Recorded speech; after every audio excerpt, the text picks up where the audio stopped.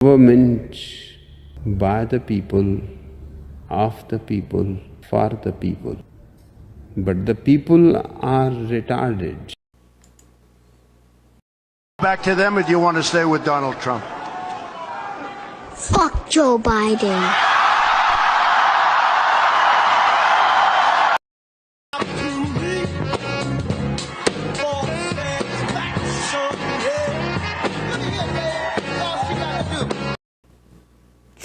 Welcome back to another night of Stick with Koolfrogg. Really don't know what's happening tonight, if anybody's actually going to listen to this or anybody's even going to be around. I seem to be alone at the moment. I know I'm running about a half hour late. It's a little difficult sometimes to actually do things when other things are happening. Sometimes other things seem to be a little bit more important at the moment. Which is totally fine. It's great. So,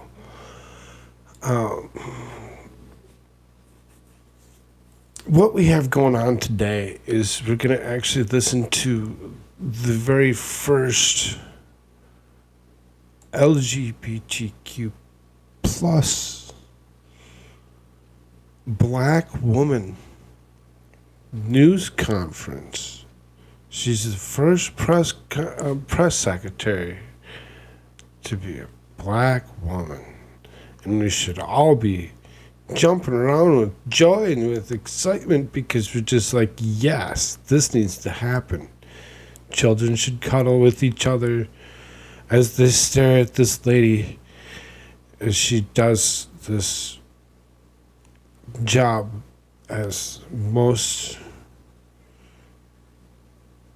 people can, but you know, she's special, so let's give her some praise, I guess.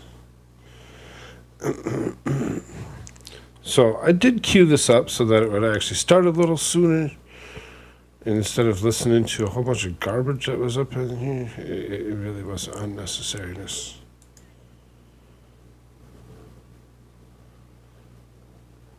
So, you know, we're going to kind of speed through this a little bit. Good afternoon, everybody. Hello. I know that was a long 2 minutes. I apologize. Oh. It was a long 2 minutes. What do you... Thanks for waiting for me to actually come into the show. Okay, that's awesome. Thank you. Okay. Let's get started. So before we start the briefing, I want to take a moment to recognize the lives lost and forever changed in Buffalo. Former Buffalo Police Lieutenant Aaron Salter, 55, is a hero, a security guard who engaged the suspect to save lives and was killed in the process. Ruth Whitfield, 86, was mother of Buffalo's retired fire commissioner, Garnell W. Whitfield. Ruth was the rock of the family, devoting her life to taking care of her 4 children and husband. Wow. She actually talks about just slow as Jen Psaki did. And if she's going to talk as slow as Jen Psaki did, you know what I did to her? I had to speed her up a little bit. Get her up to about 1.5, 2. Visiting the former commissioner's father in a nursing home as she did each day, and she stopped at the supermarket to buy some groceries. Catherine Massey, 72, was a well-known community figure who wrote for her local newspapers, assisted in elections, and dressed up in costume as Mr. Broccoli to teach local school children to eat right. Pearl Young, 77, was a substitute teacher and a true pillar in the community who volunteered at a church food pantry every Saturday. Hayward Patterson, 68, a driver and church volunteer. Hayward worked as a driver who gave rides to residents to and from the grocery store and would help with their groceries when he was hit. So now that we care about the people that were actually shot, we must guess and speculate that the shooter must have been a white man, because that would only be the reason that you'd care about the victim. Otherwise, it'd be the other way around, potentially. That you would care if it was who was It's really kind of weird. I don't know. Celestine Cheney, 65, a grandmother to 6. Celestine had been visiting Do we her know who sister, the shooter was? And they went to the supermarket because she wanted to get strawberries. I haven't and looked up shortcake, who the which she shooter loved. was. Celestine prized her role as a grandmother, survived cancer, and was a regular churchgoer. Robert Drury, 32, a resident of the Syracuse area. She was at the supermarket to get food for dinner while in town visiting her brother. She always was the center of attention and made whole room smile and laugh, her sister said. Geraldine Talley, 62, was doing her regular grocery shopping with her fiancé on Saturday when she was shot and killed. According to her niece, Lakeisha Chapman, she was the person who always put our family reunion together and mother of 2 beautiful children. Andra McNeil, 53, Andra was going to the supermarket to get a birthday cake for her son when she was killed. Jahan Smith, McNeil's cousin, said he was a loving father and grandmother who used to check in on everyone. Oh. Marcus D. Morrison, 52. Marcus was a father of 3 and a Buffalo resident. We recognize their lives today and those lost affected by gun violence this weekend in Houston, in Southern California, Milwaukee, and communities across the country. And we honor the bravery of those in law enforcement who responded quickly. Is this going to be a weekly occurrence or daily occurrence that we're going to recognize? Will travel to Buffalo to meet with families of the victims, first responders, and community leaders. They will comfort the families of the 10 people whose lives were senselessly taken in this horrific shooting, and they will express gratitude for the bravery of members of law enforcement and other first responders who took immediate action to try to protect and save lives. A couple more toppers for you here, items for at the top. In just under an hour, the President will host Prime Minister of Greece and the senior delegation, including their Minister for Foreign Affairs and Minister of National Defense, for a bilateral meeting. The 2 leaders will discuss the U.S.-Greece bilateral relationship, which both our government agree is at a historical high point. The President and the Prime Minister will discuss our... I mean, she's easier to look at than the last one. I mean, that's for sure. She's much easier to look at than what Jen Psaki was. By a landslide. Complete and total landslide.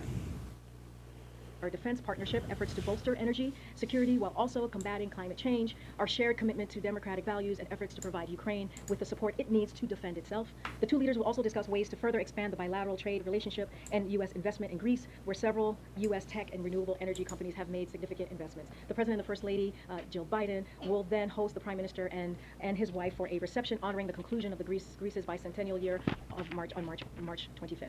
Also today, the administration announced an action plan to ease the burden of housing costs, taking a series of actions to address one of the largest items in a typical family's budget and one of the largest drivers of inflation in our economy. As President Biden has said, tackling inflation is his top economic priority. The best thing we can do to ease the burden of housing costs is to boost the supply of quality housing, including building more new homes and preserving existing federal support and market rate affordable housing. Today's action plan includes legislative and administrative actions that will help close America's housing supply shortfalls in 5 years, starting with the creation of preservation of hundreds of thousands of affordable housing units in the next 3 years. This is the most comprehensive all-of-government effort to close the housing supply shortfall in history, when aligned with other policies that the President has proposed to reduce housing costs and ensure affordability, such as rental assistance and down payment assistance. Closing the gap will mean more affordable rents and more attainable home ownerships for Americans in every community.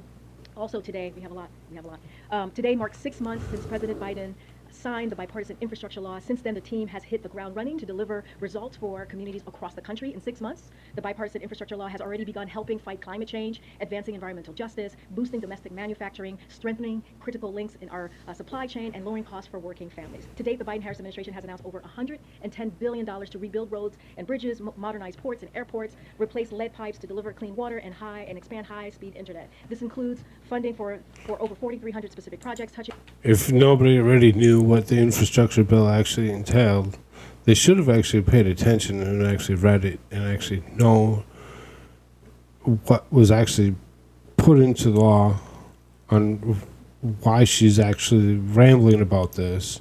I know I have her going at 1.5 speed because I can't handle her slow talking anything. And like I said, she's easier on the eyes, so hopefully that makes up for some of it. Maybe we can actually hear a press secretary answer some great questions. It seems that there's quite a few gaffes that came out of this today, and I'm super excited to find out which one says. There's something that came up with Ducey. There's a couple other ones, and I'm like, I just have to watch it. And we'll do something with Clarence Thomas afterward. Over 3,200 communities across all 50 states, D.C. and Puerto Rico as well. 53 states and territories have appointed state infrastructure coordinators, responding to the call from Infrastructure Coordinator Landrieu to appoint an individual to coordinate efforts in a state along with serving as a single point of contact for the White House infrastructure implementation team. The President, Vice President, and Cabinet have traveled on more than 125 trips to over 40 states, as well as D.C. and Puerto Rico, to demonstrate how the President is delivering on this once-in-a-generation opportunity.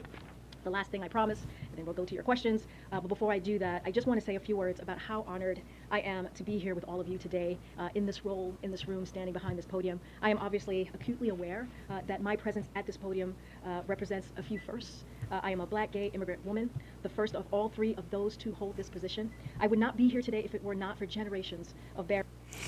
So if you caught that, she's actually checking 3 marks because she's also an immigrant woman. I mean, I don't know if you've all done history of yourselves and where you came from and found out that, you know, your great-great or great-great-great or 4th, 5th generation, 6th generation back. You know, some of us procreate sooner than others. It's really dependent. When you go back so many generations and you actually look, you actually find out that we all immigrated here. Every single one of us. So just because she's the first one to be gay and black, she also gets to claim that she's an immigrant because she actually immigrated here. I mean, obviously it's press secretary, so it's not that she... I don't think she does. I don't think she gets a position in the top 25. So, being that she does not get a position in the top 25, there's nothing that she can really do other than talk from the podium. Some of these jobs, there's not much she could even come close to doing. I'm glad that she's doing this. She's obviously, you know,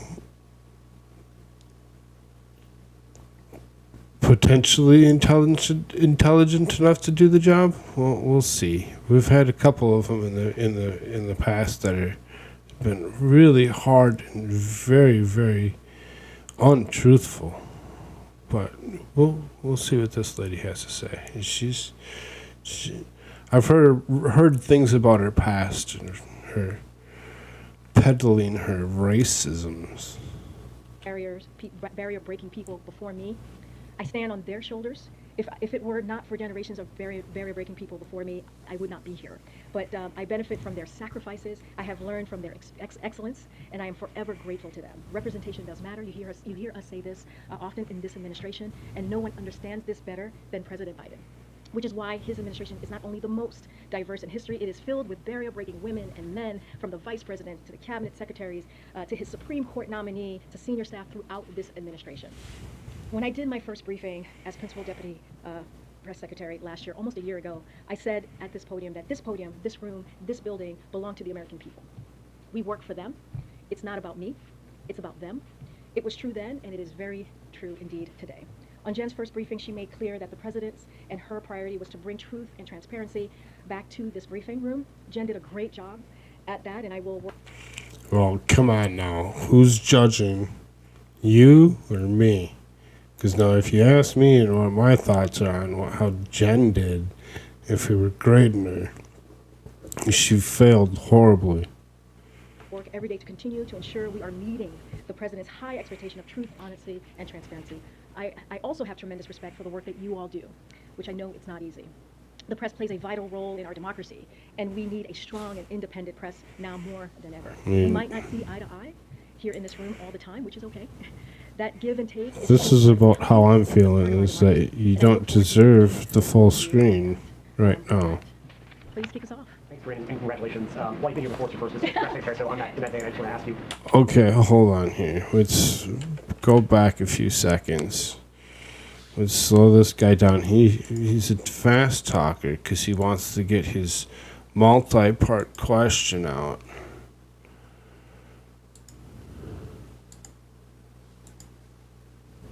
And it's a part of our democracy.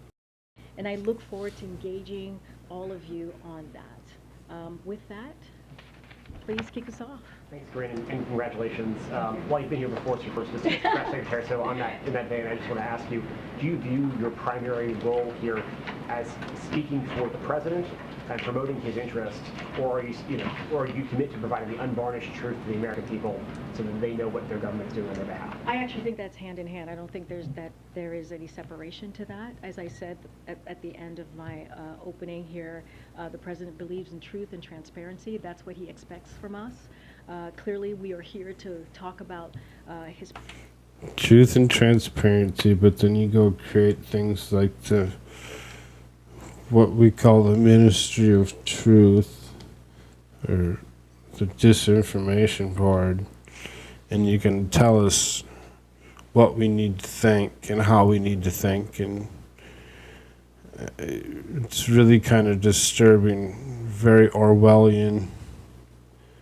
They have to be actually reading 1984. It just seriously have to be. platform and what he is doing to deliver for the American people, but he wants to make sure we're doing this in a transparent way, in a truthful way, in an honest way.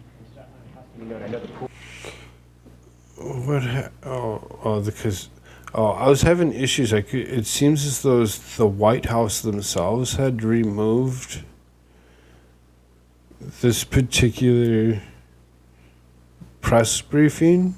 Like, I couldn't actually find it there. I'm actually watching it through somebody else, and I'm like, as I'm like, where's the sign language person? And it's because it's the White House. I kind of miss her. Pool has to gather at 3:30 for the event. So I'm hoping you might be able to stay here and take questions. Yeah, absolutely. And then on a substantive note, this weekend's attack in Buffalo, the shooter's professed ideology echoed in some ways the hateful rhetoric espoused by the Charlottesville white supremacist protesters almost 5 years ago that motivated the president to run for this office back then, as he's often talked about. What more does the president believe he has to do and the country has to do to combat that sort of hatred? So let me just say, we still need to learn more about the motivation for the shooting as law enforcement does their work. But we don't need anything else to state a clear moral truth, right? Which is a racially motivated hate crime is abhorrent to the very fabric of this nation. Hate must not have a safe harbor. It's abhorrent to the very fabric. What is that? What she just said?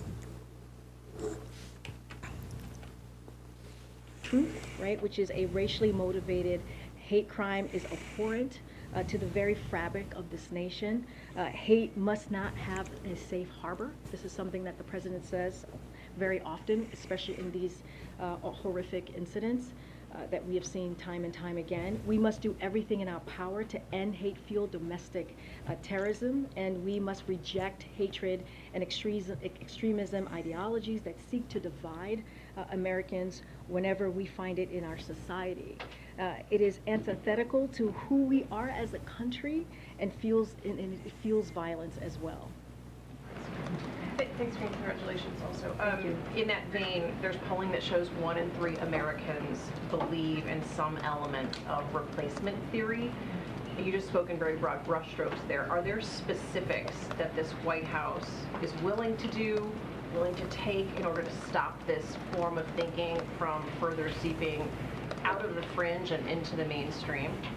So she brought up replacement theory? What's replacement theory? I usually have somebody in here with me, and that's why I'm asking questions of somebody that's not here.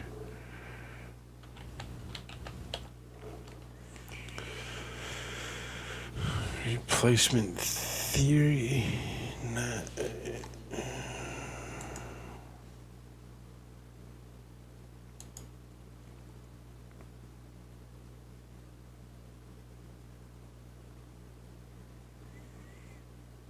What?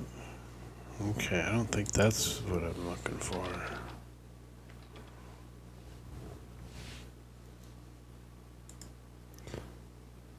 Five theories of forgetting. The displacement theory describes how forgetting works in short-term memory. Short-term memory has a limited capacity. Well, yeah, short-term memory has a limited capacity.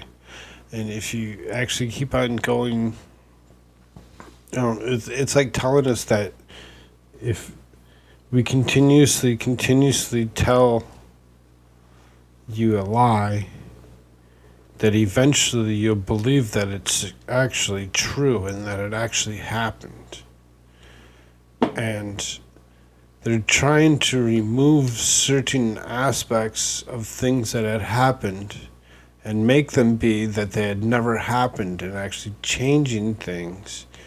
So this is all supposedly. I have no actual clue if this is actually true and how if it's happening, where it's happening. But apparently there's a theory of these things happening, and it seems very odd and very interesting. Let's see what our answer is. You know, we're going to continue to call this out. As we have talked about many times, the president at every chance he's had when we've seen a violent attack like this that is, as we say, with hatred and racially motivated, he calls it out and calls it. Okay, so again, she's calling out this Buffalo shooting as a racially motivated thing. So it's just to pick an article. So let's go with the Buffalo News, straight from the town themselves. It says 10 people were gunned down at a Buffalo supermarket Saturday in a horrifying mass shooting that officials were quick to label as pure evil and racially motivated. The shooting stunned a community basking in a warm May afternoon when shoppers filling the tops in the predominantly black neighborhood of 1275 Jefferson Avenue. It's the weekend. So it is packed, says Chanel Harris, an operations manager. Harris said that when she heard gunshots, she ran frantically through the store, falling several times before exiting in the back. She saw the shooter, whom she described as a white man wearing camouflage. He looked like he was in the army. She thought she heard 70 shots. Of the 13 people shot, 11 black and 2 were white. Most of the victims were identified, weren't released, so as of late Saturday night. However, sources told the news that one of the dead was Aaron Salter, a recently retired Buffalo police officer working as a security guard at the store, while another is Ruth Whitfield, the mother of former Buffalo Fire Commissioner Garnell Whitfield. So, I mean, you can go and you can pick up the whole group of people that were shot, and you can be like, we're going to make up a conclusion on what happened to these particular people, because this guy was a retired police officer playing security guard.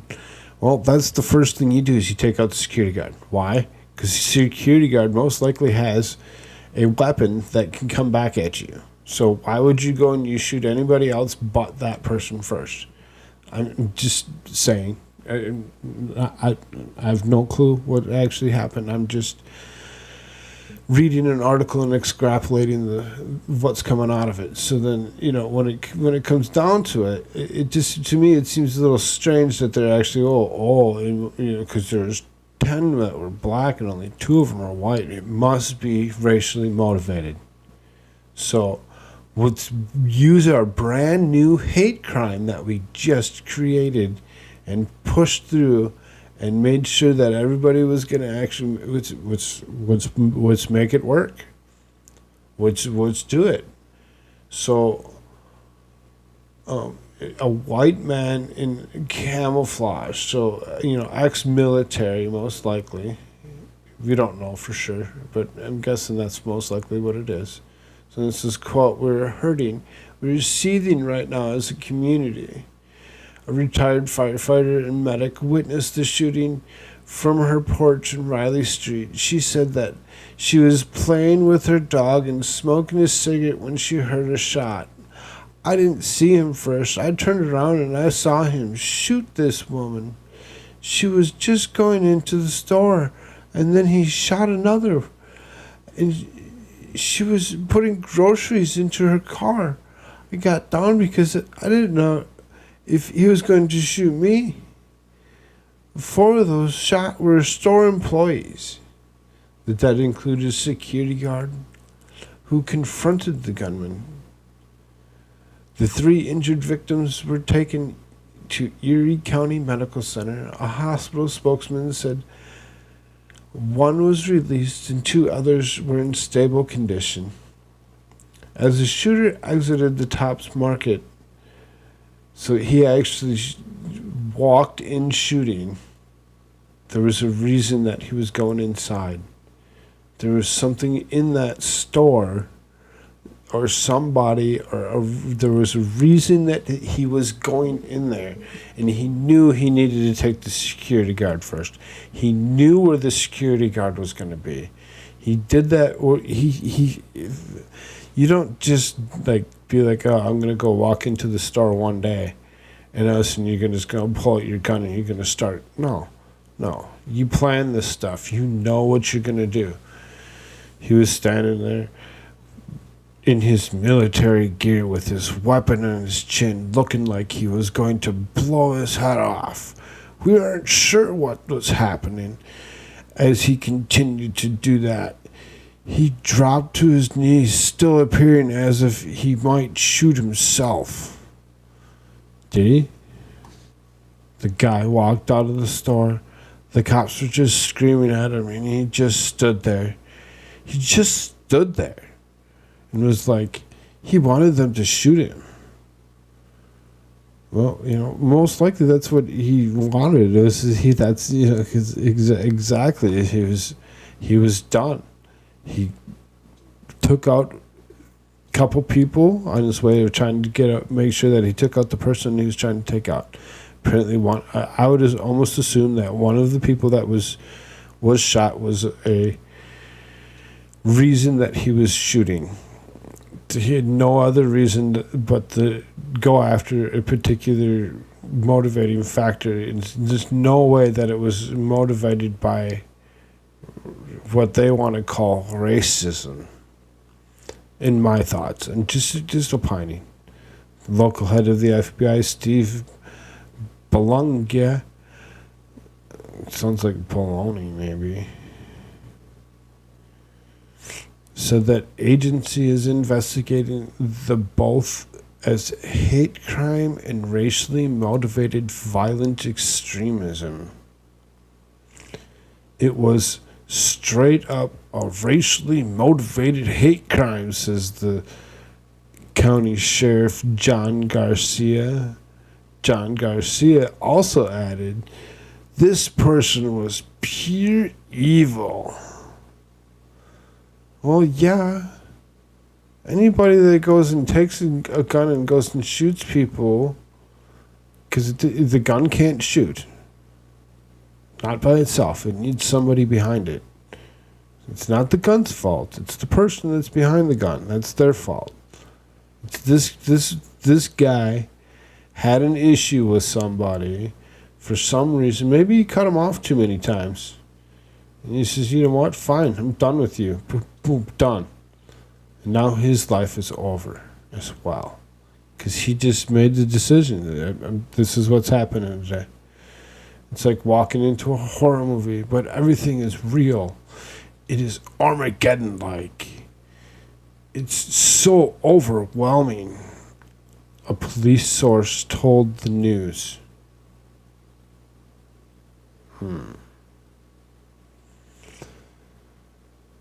Why are they talking to these? Who cares what the district attorney had to say? John Flynn, the investigators collected evidence showing racial animosity was behind the attack. A racially motivated hate crime is abhorrent and very fabric of our nation, President Biden said in a statement released in late Saturday night.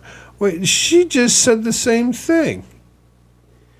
This lady that's up on your screen, Karine Jean-Pierre, she just said the same sentence. So is that what we're just going to go? We got to make one sentence and make it repeatedly be used by everybody. Don't change the literature anywhere, because if you do, you'll change narrative? No. Come on. Come up with something better. Any act of domestic terrorism, including an act perpetrated in the name of repugnant white nationalist ideology, is antithetical to everything we stand for in America. Hate must have no safe harbor. I agree. Hating anybody is disgusting and horrible. Nobody should hate anybody. Ever. For any reason.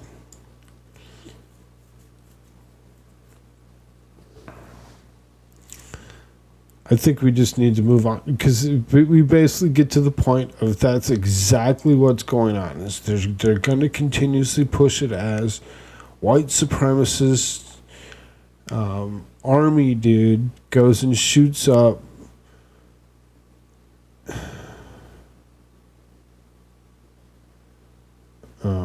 okay, what's this?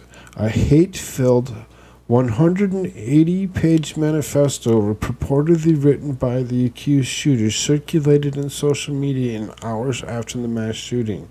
The Buffalo News could not immediately verify its authenticity. Hello, Grimspar. What is going on, my man?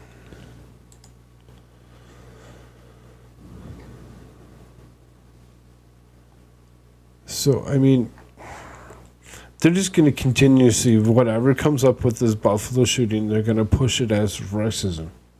Because that's the only thing they can call it as. America is proto-fascist.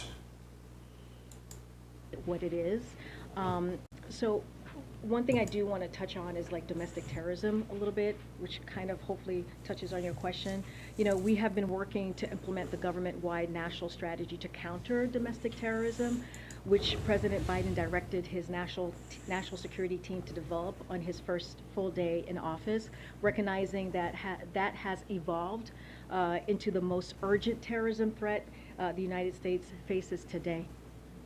That work includes improving information sharing throughout federal, state, and local law enforcement on domestic terrorism threats and analysis, adding resources to prevent domestic terrorism's recruitment and mobilization to violence, including online by increasing information sharing with the technology sector, and increasing our support for federal, state, and local law enforcement in addressing domestic terrorism nationwide, confronting long-term contributors to domestic terrorism, and rooting out hate and bigotry.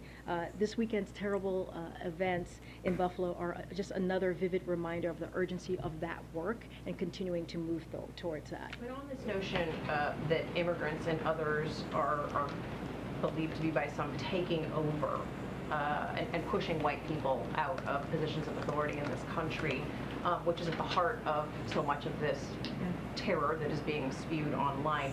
Does the White House believe these views are being amplified by Tucker Carlson? I was kind of thinking the same thing, Graham. It really does sound like there's something more that they're actually trying to push for. And that more is going to actually be what you're actually saying here. It sounds like a hot blown, straight out civil war. And they're starting it off like what, World War III pretty much is turning out to be, with propaganda. and like so much of it from all directions that you really seriously have to pay attention to everything. If you're not paying attention to everything, you're not listening, you're not paying attention. You need to listen to what both sides are actually pushing at you, and really need to start thinking for yourselves. Online terrorism, the use of violence for political means. Yeah, I mean, when you push propaganda is what I was getting at. It wasn't, I mean, really getting at the online terror, because it's not really what it is. It's more like propaganda. You really, there's so much of it. It really seems to me like they're actually trying to push, like you said though, for that civil war. Like I said, we are still figuring out the motivation of all of this, and we are very clear. Look, you know, as you all know, watching what happened in Charlottesville was a major factor in the president deciding to run, right? And back in 2017, you know, many of those dark voices still exist today, and the president is determined as he was back then, and he is. He goes versus, I want to be in the press room. They should have followed up. What is the definition of terrorism? It seems though the word terrorism to the government has been expanded to mean a lot more than just terrorism.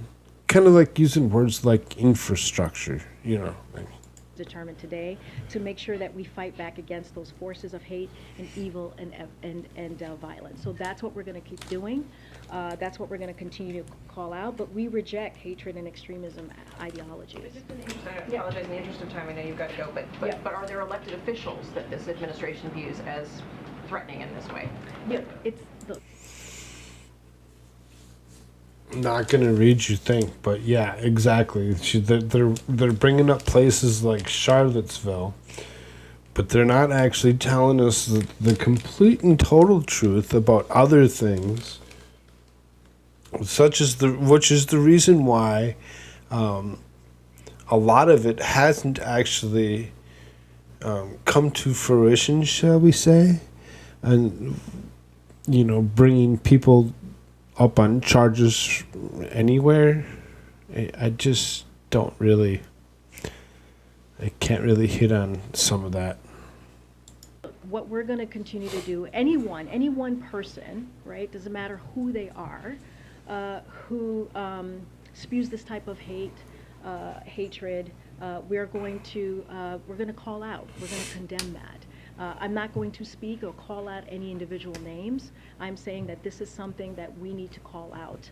And so this is what the president has been doing and will continue to do that. You saw him say that in his statement over the weekend, and that's, you know, now he's going to go to Buffalo and visit with the victims that were affected by this violence that we saw on Saturday. Go ahead, Jay. Thanks, Karine, and congratulations. Thank you. President Putin said today that Russia has no objections to Finland and Sweden joining NATO, which seems to be a shift in policy for them. What is the White House's reaction to that, and can you give us an update on U.S. efforts to help bridge the gap between Turkey and Finland and Sweden? So on the Turkey part, I'll take that first. I know that there was a question about how they were feeling, or what the Turkish government said about Finland and Sweden. The secretary spoke to this again, as I just said yesterday, during his press conference in Berlin, a meeting with his counterparts in NATO. And so what he said is, we are confident we will reach consensus as an alliance on an entry process should they decide to apply. Yeah, this lady seriously isn't anything better than the last one. She's maybe a little easier on the eyes, but she's really seriously just as unintelligent as the last press secretary that she's taken over for. I mean, she's just horrible. That That was what Secretary Blinken said yesterday. I cannot speak for the Kremlin. This is If you actually go back and do some research on this lady, you can find out that she spoke of racism very, very often. entry process should they decide to apply. That was what Secretary Blinken said yesterday. I cannot speak for the Kremlin. This we believe we believe in NATO's open door policies and the right of each country to decide its own future, foreign policy and security arrangements. That's what we believe, and so we welcome the recent statements from governments of Finland and Sweden on their intention to seek NATO membership. We will strongly support these applications when they are formally presented in Brussels. Both Finland and Sweden are close and valued defense partners of the United States and of NATO. When and why did the president decide to have... Okay, so before we move on, Grimsbar says she just said, I cannot speak on behalf of the Kremlin. I want to hear the question again.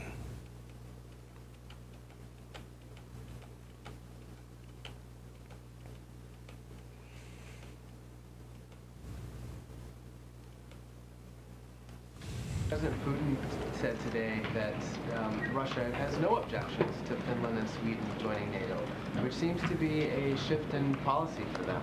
What is the White House's reaction to that, and can you give us an update on U.S. efforts to...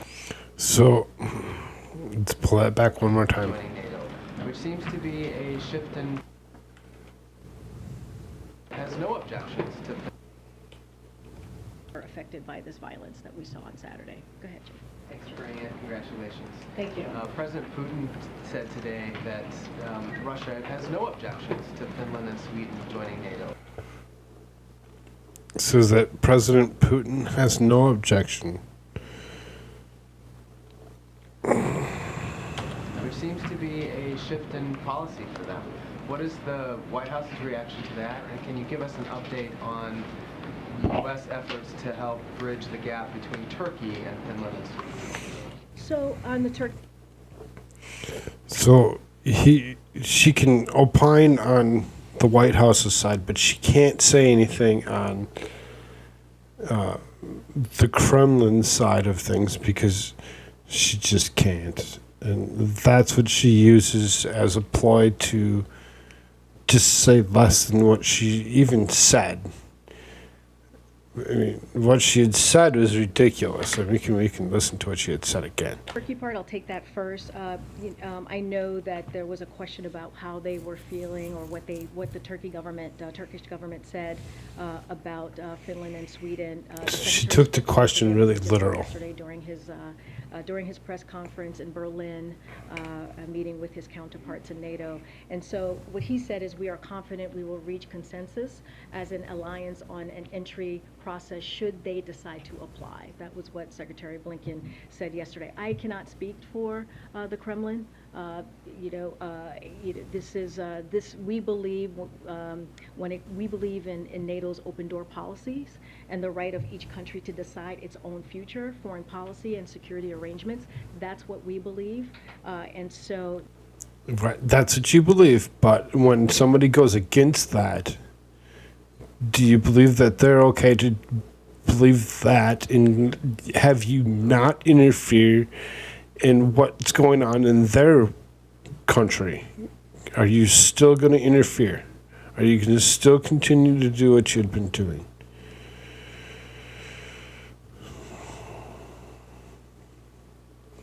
Yeah, exactly. Right. She stopped herself from having to say anything else by just simply saying that she's not going to say anything about that she can't say anything from the Kremlin.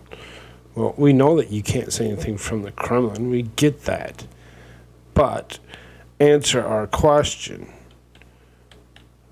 We welcome the recent statements from governments of Finland and Sweden on their intention to seek NATO membership. We will strongly support these. I hope Finland and Sweden actually don't join NATO. NATO should not exist any longer, in my opinion. I really don't understand why we feel the need to police the world. Because what it's eventually going to come down to, as opposed to NATO actually policing, non-NATO countries, when everybody else does finally join, is like they're going to be the kind of pushing the same types of narrative that world economic forums are. Applications when they are formally presented in Brussels. Both Finland and Sweden are close and valued defense partners of the United States and of NATO. When and why did the president decide to have additional troops sent to Somalia? Yeah, I know that was just announced, I believe earlier today. So the president has approved a request from the Secretary of Defense to reestablish a persistent U.S. military presence in Somalia to enable a more effective fight against al-Shabaab, which has increased in strength and poses a heightened threat. This is a repositioning of forces already in theater who have traveled in and out of Somalia on an episodic basis since the previous administration made the decision to withdraw. That was back in January 2021, as you might recall. Again, a little bit of TDS to go along with everything else that's happening. Let's just throw the previous administration in there because we need to bring them up. Of Somalia on an episodic basis since the previous administration made the decision to withdraw. That was back in January 2021, as you might recall. As we've emphasized throughout his administration, we're approaching counterterrorism in a manner tailored to the particular terrorist threats that we see emerging from particular countries. Today in Somalia, we face Al-Qaeda's largest and wealthiest global affiliate, and one that holds substantial territorial safe haven. The decision to reintroduce a small but persistent presence was made first and foremost to maximize the safety and effectiveness of our force and enable them to provide better support of our partners. Additionally, our partners can benefit from our more consistent support and engagement in addressing the threat posed by al-Shabaab by having a small but persistent U.S. military presence. And while there is risk, it is manageable. That's the way that we are seeing this approach. DoD is working to elevate local conditions, including those following the Somalia presidential election yesterday, and is engaging partners in the region, including the Somali government, to determine the best way forward. Thanks, Karine. Two questions for you. Sure. One, there are some elected officials and media figures who are publicly... She does the same thing. Is she a lizard woman as well? You see that? Watch her. There are some elected officials and media figures. She's a lizard woman as well.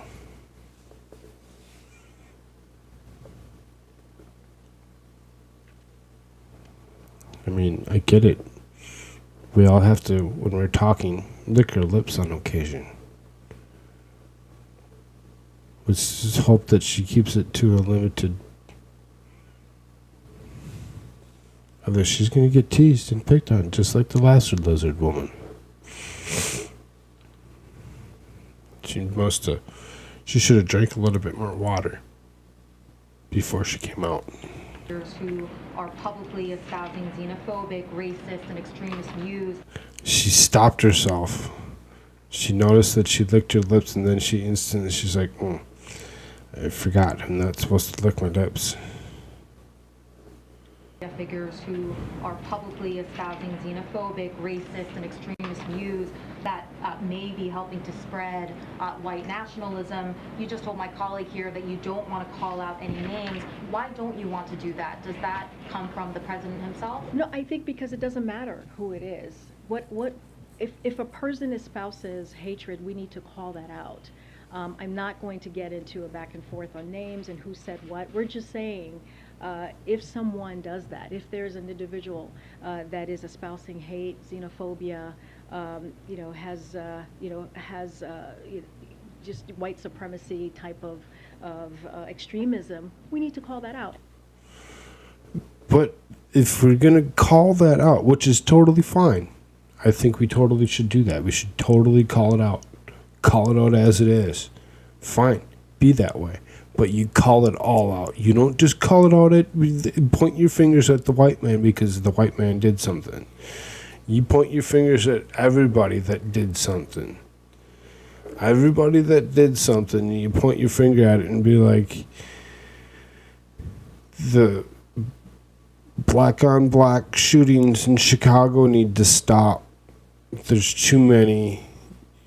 I don't know why you're shooting each other. You need to stop. You need to actually maybe re-implement guns in Chicago or in the state of Illinois as being constitutional again or something, and just let them actually calm themselves down.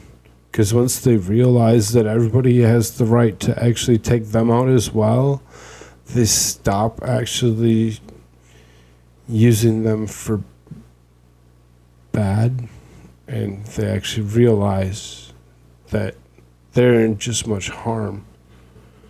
And this president has done that. He's done that at every unfortunate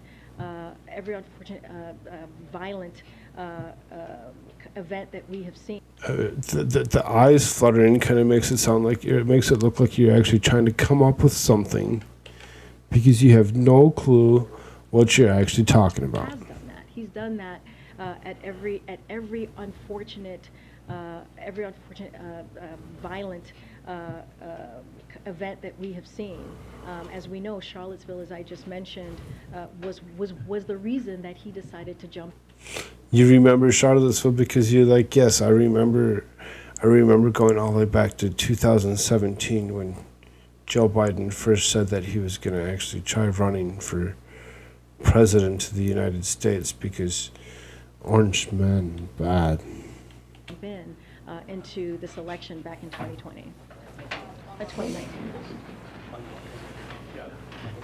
Can we just explain for people who are watching? Yep. For folks who are watching, Cool is the parting. The president is. They're all leaving. They're all leaving because they're like, okay. You suck. I mean, you know, that would be a great first day.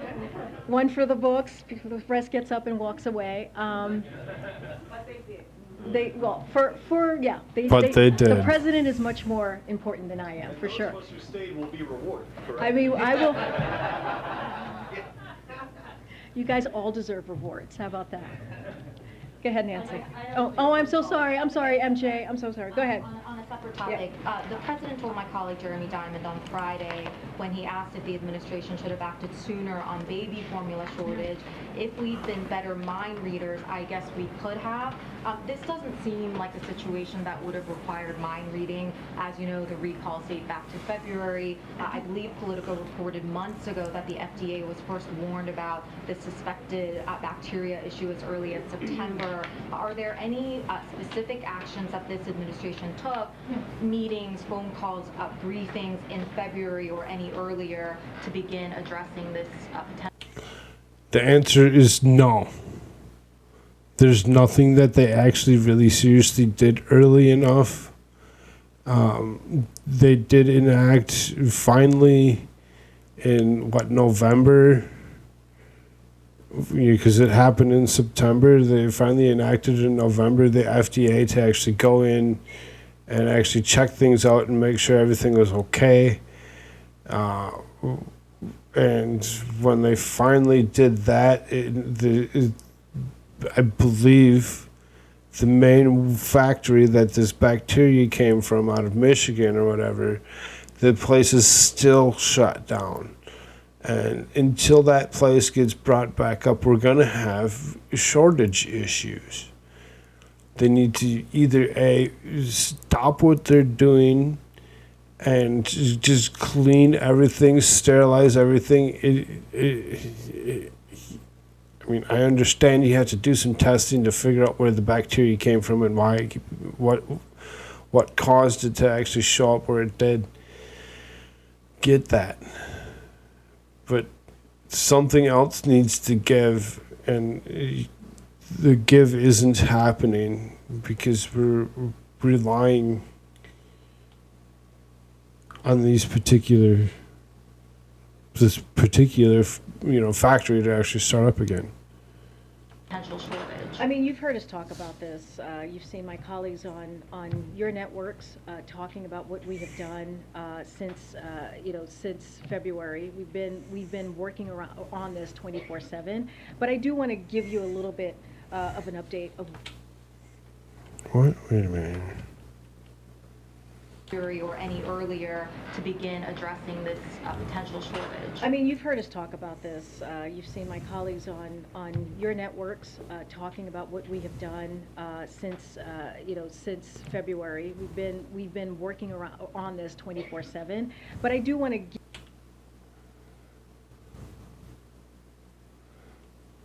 She put up a nice little hand signal there that I missed again. Give you a little bit. And she took it away because update she's of like, where we oh, are. shoot. So getting more safe and fit formula onto shelves across the country is one of the president's top priorities, right? This is something that he is focusing on very acutely.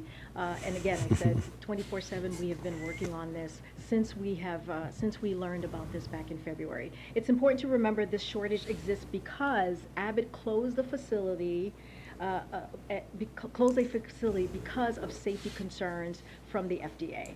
The FDA is working closely with Abbott to bring the facility back online safely. That's the key here, safely. We want to make sure that this is done in a safe way. We all understand it needs to come up safely. Having a path forward to safely reopening the facility.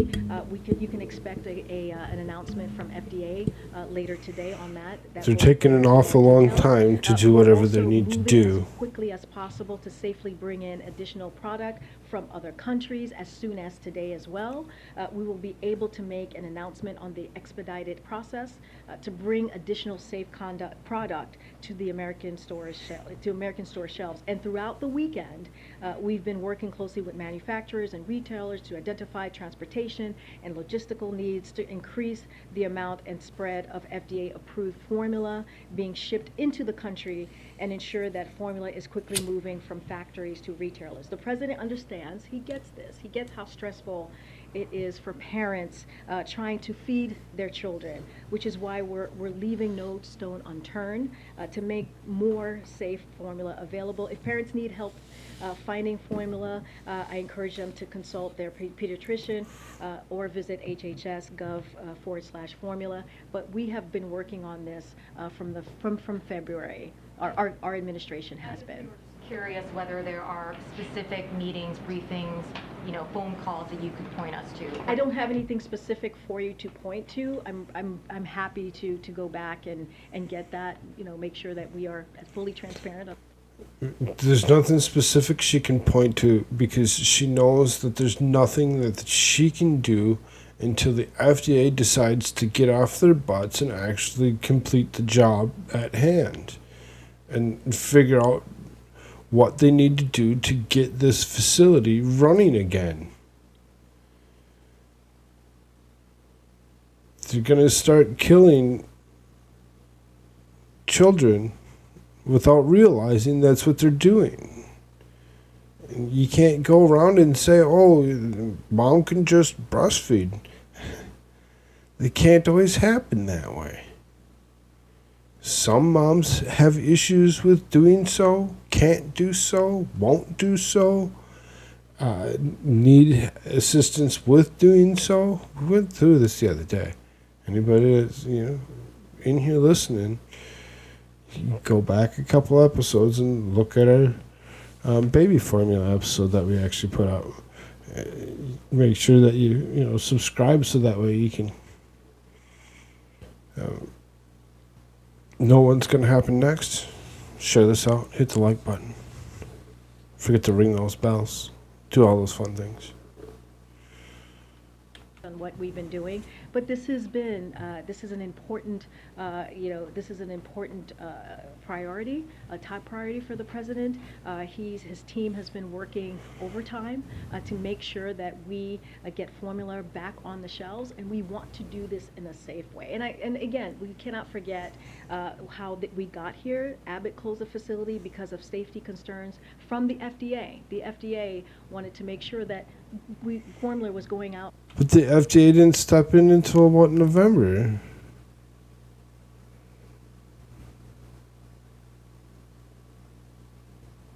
What's the FDA want to do with everything?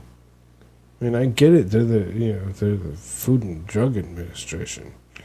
The same administration that created things that said, like, in the 40s and 50s that sugar was a dietary supplement. And you wonder why there's so many rather obese, diabetic human beings running around. In a safe way, and that is the job of the FDA, and that is the job of this administration as well. And just very quickly on Abbott, Secretary Becerra said today in terms of when things would be back to normal that Abbott is the one that can tell you the timeline. We don't run their plant. Do you know if anyone from the federal government is currently at the plant or has visited the plant to get a sense of where things stand? I don't have any information about if anyone's on the plant.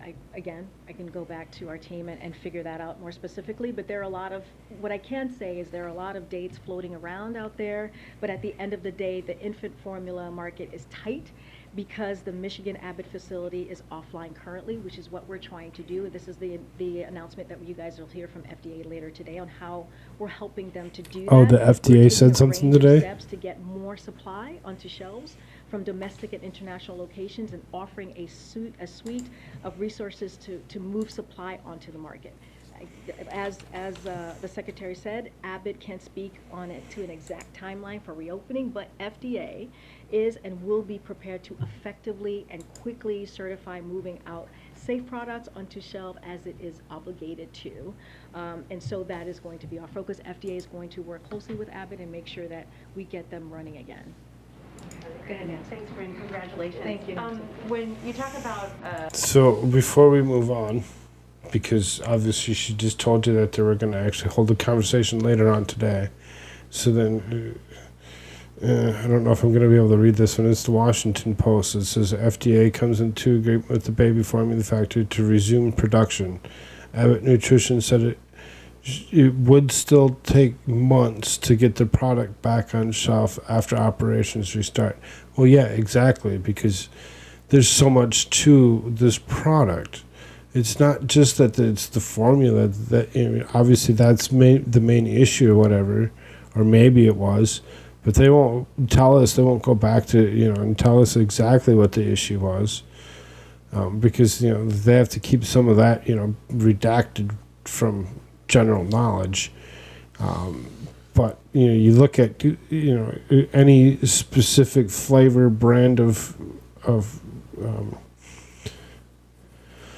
formula, and there's like a metal ring around the bottom, there's a metal ring around the top, or aluminum ring, whatever, around cardboard with a plastic lid and some kind of pull-off film with a plastic measuring cup that comes along the inside, as well as then the formula where that's in there. And I would assume that there's some kind of a liner that's on the inside of the cardboard to keep it clean and contaminated, or to keep it from being contaminated from things. So there's a lot to go along with the production of this stuff. And once it gets produced, then 6 cans get stuck in a box and shrunk wrapped and stuck in a pallet, so many in a pallet, and you can only produce so much of this stuff per shift. So it's like once this facility is actually up and running and they actually get full production running again, because you think about it, first day, there's a lot of setup to go along with printing all that. I've worked plenty of factory jobs. Anywhere that works a factory job, they understand that to get something printed, it's not just a simple, here, let's just go print it out. No, not how it works. You got to actually get that, sometimes it's screen printed. Sometimes, yes, it's digitally printed on. But it still has to go through the process of actually being printed on there. That can take hours in itself. They may have some, hopefully where they're bottlenecked at a certain spot so that, like when production restarts, they don't have to start from ground zero. But a lot of those presses had been probably stopped, and they do have to be restarted. And, production needs to be pushed back out. And then all of a sudden you're looking at it, and instead of just doing everything, they're going to go and they're going to be like, well, this is the most popular one. Make sure that you do, this many. And it's just like, it's almost going to look like they're going to need another facility to actually push out the product that they need to push out to feed not only just the United States, but, it sounds like a larger area to me. So it says, Abbott Nutrition and makers of Similac and other popular baby formulas said Monday it has come to an agreement with the Food and Drug Administration to fix safety issues at a Sturgis, Michigan factory that had been shuttered for more than 3 months, contributing to a nationwide formula shortage. The agreement represents the first step toward resolving the problem that has sent parents scrambling from store to find sustenance for their infants. But questions remain about what precisely the FDA will require of Abbott and Sturgis facility operations before reopening is approved. The company has previously said that once the FDA has signed off on the fixes, it will take 2 weeks to restart production and another 6 to 8 weeks to get the production back on the shelves. So, couple months before you'd see, that the first set of stuff would actually hit the shelves. So being that it's a couple months for that, the second that it hits the shelves and people realize that it hit the shelves, they're going to go and buy what they need immediately.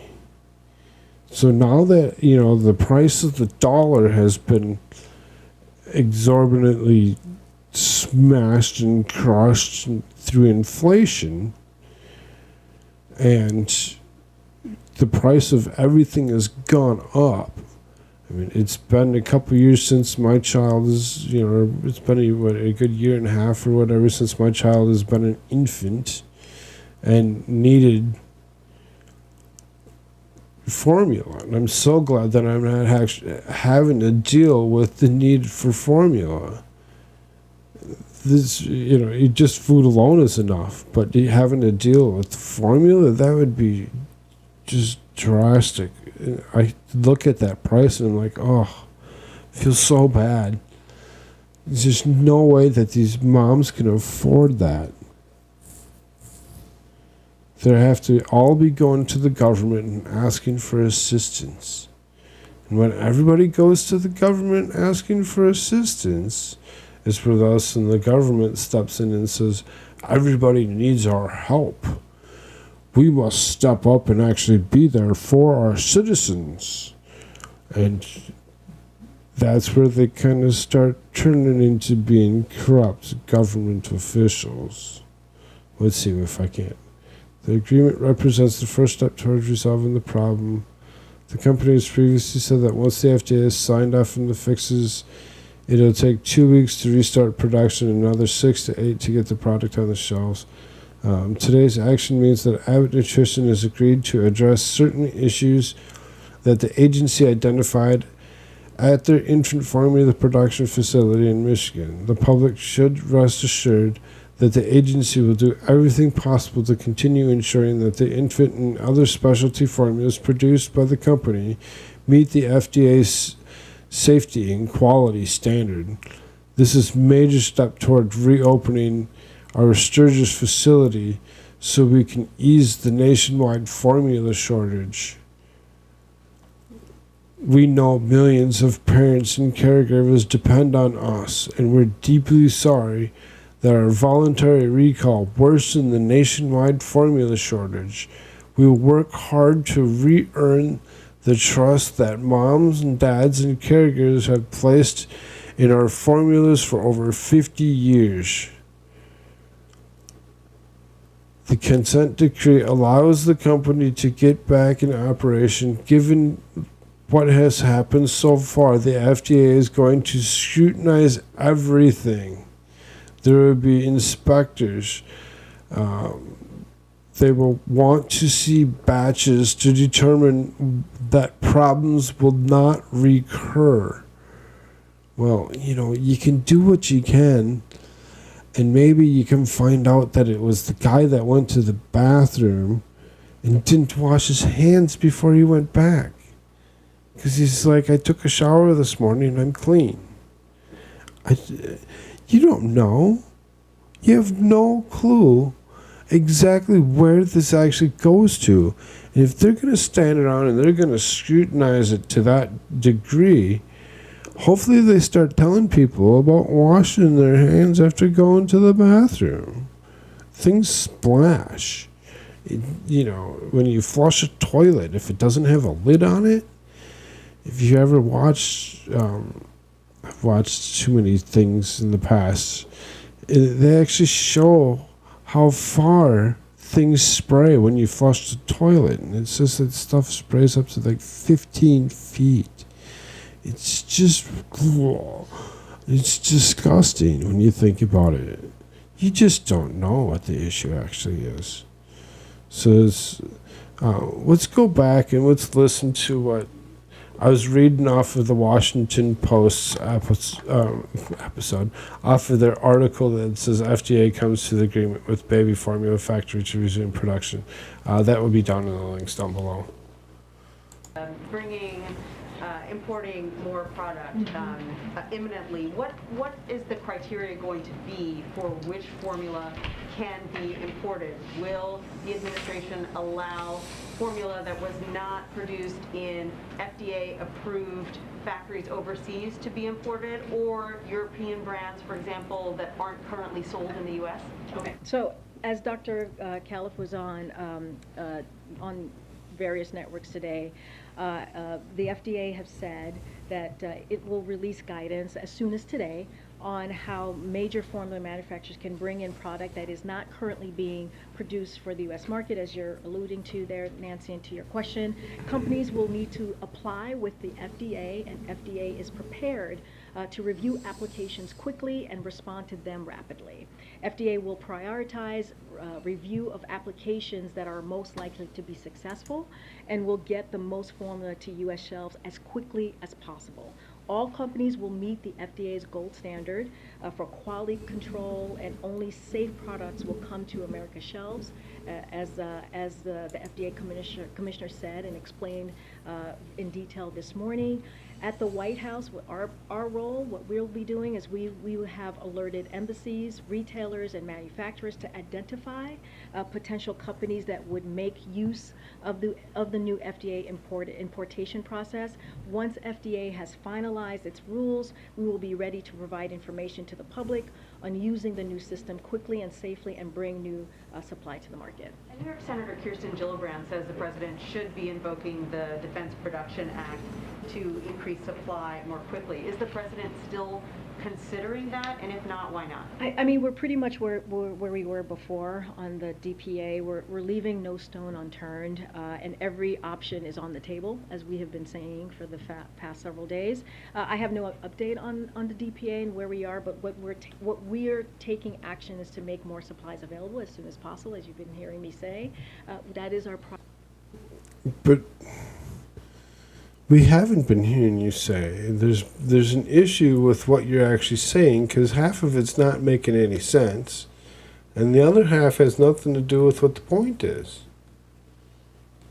Our priority, our main goal, that's happening by increasing imports, as I just laid out how we're going to do that process, and working closely with manufacturers to help them quickly ramp up production. And so that's going to be our focus. And then finally, when you say that you're offering these retailers and producers more assistance, what kind of assistance are We're the government. We're coming to assist. Sounds disgusting. Sounds like something that doesn't need to happen. It needs to actually be thought about and not actually occur. are you talking about? What kind of assistance can the White House or the administration provide to get supply to store shelves more quickly? Yeah, we're talking about logistical needs and any technical help is what we were talking about. But since the president calls on Thursday to manufacturers and retailers, which we read out, the White House has been in close communication to follow up on those conversations. The White House is having ongoing conversations with the 4 major infant formula to work with them to identify transportation, logistical, and supplier hurdles to increasing production of formula at their U.S. and FDA-approved facilities. We are also in ongoing communications as we talk about retailers here as well, formula to identify parts of the country that may be at risk of critically low supply of infant formula, and have offered to work Everyone's with at risk. manufacturers and retailers to bring more formula to those parts of support. We get that, but we need to know, are critical for boosting, and obviously we US found out to move safely to get that this to the FDA has come to an agreement with them. COVID cases are up 61% in the last 2 weeks. Hospitalizations are up almost 25%. Is the White House concerned that the pandemic has not moved on from us? I mean, look, you know, Dr. Jha was here not too long ago. I think he very, very early in his tenure, he stopped by and answered all of your questions, and he said this is tricky, right, when it comes to COVID. And the thing that we have to remember, and we keep saying from here, is that people have to get vaccinated, they have to get boosted. That is the way to really start moving forward from COVID, and that's been the president's focus in putting together a comprehensive strategy to make sure that is happening. And that's why you've seen that success of more than 200 million people who have been vaccinated. And so we're going to continue to have that message. Again, I'm not a doctor. COVID is I have tricky, nothing right? to This is do a with the numbers. once-in-a-generation I don't pandemic. know. You know, and so, but what we're going to continue to do is do the job of the federal government. Everybody should go and see a doctor and do what's best for them. We keep the American public as safe as possible and communicating on what we need to do to move forward. That communication, Dr. Jha did come here, but it was a while ago, and the regular COVID briefings with the CDC director and other health advisors have fallen off a cliff. What is your view on whether these briefings should be happening? Well, I think they will be happening. I don't have any update for you on that. Dr. Jha is happy to come back. I think he's asked to come back to the briefing to speak directly to you, to all of you. Oh, great. So she just asked for another visit. So the guy may show up, doctor may show up for a little bit and actually give us some points and some thoughts on some Koolfrogg-related instances, and maybe, hopefully not scare the citizenry again with more rhetoric and lies that I have no clue about. I'm just speculating. I'm sure that they will be having a briefing pretty soon. I don't have any list in front of me to read out to you, but yes, it is important to continue to communicate to the American public, and we're going to continue to do that. Go ahead. A couple questions on Buffalo. We understand that the shooter did purchase his guns legally, but he did have a history of mental health issues and was held for an evaluation last year.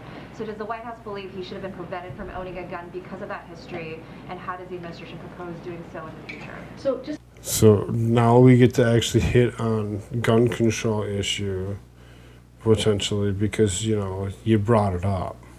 Give me a second, because I really want to touch on this. It's really important. Our nation is facing a mental health crisis, so it's important to call that. One day. Somebody's finally going to call out the mental health crisis. This is such a huge, large mental health crisis that's going on right now. It's ridiculous. It's so ridiculous that people are actually coming up and making up their own sounds and words for pronouns that make no sense. And it's really getting to the point of being disturbing. Disturbing that this continues to happen. And finally, somebody's calling it out for what it is. There's a mental issue going on in this nation. And they're using it politically. And it's kind of scary, a little disturbing. That is worsened by acts of violence like the one we saw in Buffalo, that can traumatize communities, especially communities of color. And anyone seeking support in the wake of shootings like this should contact Disaster Distress Helpline at 1-800-985-5990. Help is available at 24/7, 365 days a week, day of a year, I should say. For people who are experiencing emotional distress related to any natural or human-caused disaster. We are committed to expanding access to mental health for all Americans. The American Rescue Plan made historic investment in mental health and substance use care, and in his first State of the Union, the President unveiled his vision for transforming mental health in the United States. His comprehensive strategy focuses on building a system that works for everyone by increasing the supply and diversity of the mental health workforce, connecting more people to care by lowering cost and other barriers, and creating environments that help prevent mental health problems and support recovery. While we are committed to this work, I want to also underscore that the overwhelming majority of individuals with mental health problems do not commit acts of violence. And so comments that make this about mental health only further stigmatizing mental health issues and detract from the other issues like gun violence.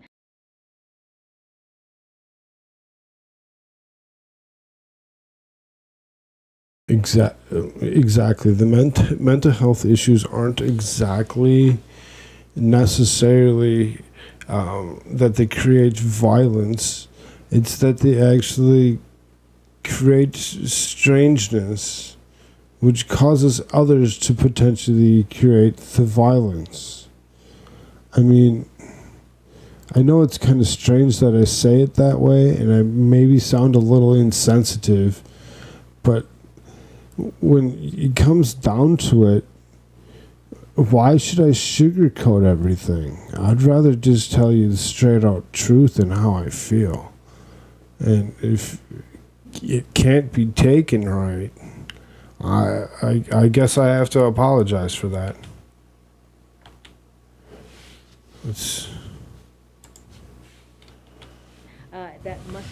That must be confronted in our society. Just want to make that clear that we are not stigmatizing. I mean, look, this goes back to making sure that we have gun reform, right? This goes back to making sure that the President's going to continue to call on Congress to make that happen. And so, when it comes, I just wanted to make sure when we talk about mental health, we talk about it in its fullness. And like I said, not every, it's not. We're going to talk about it in its fullness. If we're talking about it in its fullness, this LGBTQIA woman really needs to think about what she's actually asking for. Because some things, not all of them, but some of them, are mental conditions that cause you to feel the way you do. Not that it's wrong, because we all have our mental issues. And because we all have our own issues, it's really disturbing that we have to pick on anybody for theirs. But seeing a psychologist or psychiatrist or somebody, anybody, for those issues may be beneficial for you and everybody else. Not not every individual that has a mental health problem commits acts of violence. So I just want to make sure that we don't stigmatize it. It's not stigmatized. For the shooter if he's eventually convicted. Look, this is being investigated by the Department of Justice. I don't have. It's not my place from here, this podium, to go beyond that. Yeah, regarding gun violence, does the president plan to use his remarks tomorrow in Buffalo to push for gun control and gun reform? And will that be a key part of what his message is tomorrow? Why is he going to Buffalo? The president's going to Buffalo because of the shooting? Because he wants to push the racial motivation towards the crowd?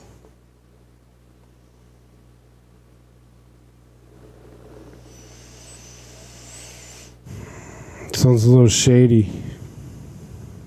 In Buffalo? So the president, is going to go. He really wanted to go to Buffalo. He made it sure that he really wanted to go to Buffalo. Did you hear that? He really wanted to go to Buffalo. He really didn't want to go to Waukesha when dude drove through the parade. He didn't want anything to do with that. Because that was up to the car. He went there before he went to Asia. He wants to go there and comfort the people who went through this violence. On He's going to Asia. And wanted Is he going to go stand at the listen to them, foothills how they're doing. of the Himalayas? So that is going to be his priority with the First Lady. I don't want to get ahead of what he's going to say. I will let the president speak for himself when we get there tomorrow. To use this moment, though, to call on Congress to pass gun reform measures, or is there recognition that that's just not something that's possible right now in Congress? He's obviously pushed for these things here in the past during his first term in office. No, I think the president, as he's done for this past year, is going to continue to call for gun reform. That is not going to, that's not going to change. That is something that he has done this past year. Every time we have heard of this gun violence, our country is facing an epidemic on gun violence that is costing lives every day. We saw that in Buffalo, as we're talking about, and in examples every day that might not make the news, but tear up families and communities. This is a top priority for the president, and it's been throughout his career. I do want to say that what we saw in the country this weekend are an urgent reminder of how important it is to have confirmed leadership at AFT.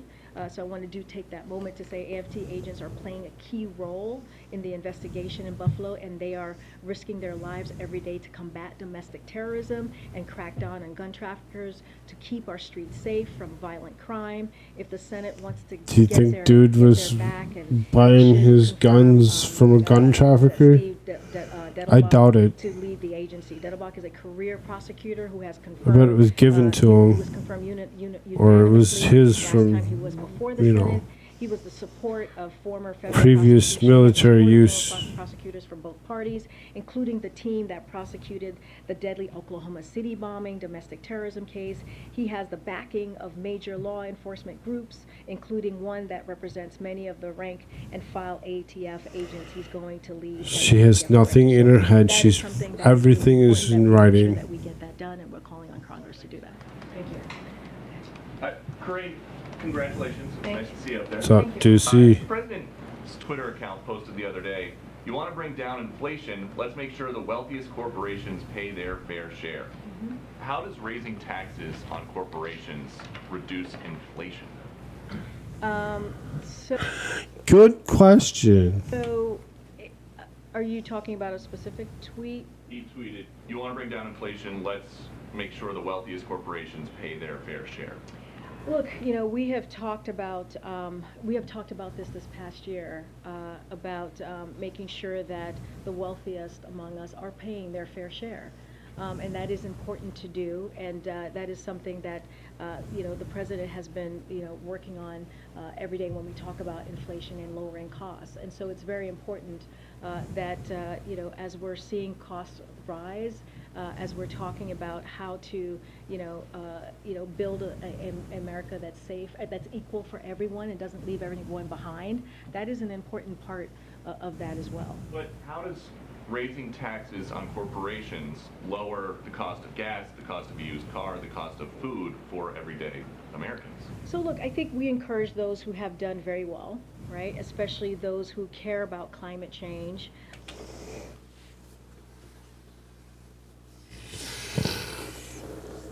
Climate change? That's the issue? That's why food costs so much right now, is climate change? Has nothing to do with anything else? You sure? To support a fair tax code that doesn't charge manufacturers, workers, cops, builders a higher percentage of their earnings, that the most fortunate people in our nation, and not let that stand in the way of reducing energy costs and fighting. Study's already giving me a headache. If you think about that as an example, and to support basic collective bargaining rights as well, right? That's also important. But You know that little emoji? By not, without That looks having like a fair a pile tax of code, poo. which is what I'm talking about, then like manufacturing workers, cops, you know, it's not fair for them to have to pay higher taxes than the folks that who are not paying taxes at all, But or what barely does it have to do with hardly. inflation? The president said, you want to bring down inflation, let's make sure the wealthiest corporations pay their fair share. Jeff Bezos came out and tweeted about that. He said the newly created disinformation board should review this tweet. Would you be okay with that? Look, it's not a huge mystery why one of the wealthiest individuals on earth, right, opposes an economic agenda that is for the middle class, that cuts some of the biggest costs families face, fights inflation for the long haul, right? And that's what we're talking about. That's why we're talking about lowering inflation here, and adds to the historic deficit reduction the president is achieving by asking the richest taxpayers and corporations to pay their fair share. That is what we're talking about. Okay, and then just one on the trip tomorrow. How come the president is visiting Buffalo after a senseless tragedy there, but he couldn't visit Waukesha after 6 were killed and 61 injured? Oh. He goes there. Dang. In an attack on a Christmas parade there. I mean, he's visited many communities. Buffalo, he's able to go tomorrow to Buffalo before the trip. That is something that was important for him to do. But he has visited many other communities. This is not Buffalo. It's important for him to do because he needs to go and he needs to point out the white supremacy. Because the old white man pointing out white supremacy is what needs to occur. Buffalo is not the first community, sadly, that he has to go up to because of a violent attack. So, you know, that's not the first one. But Waukesha was also, like he had said, a violent attack that had occurred. The difference is you need to point fingers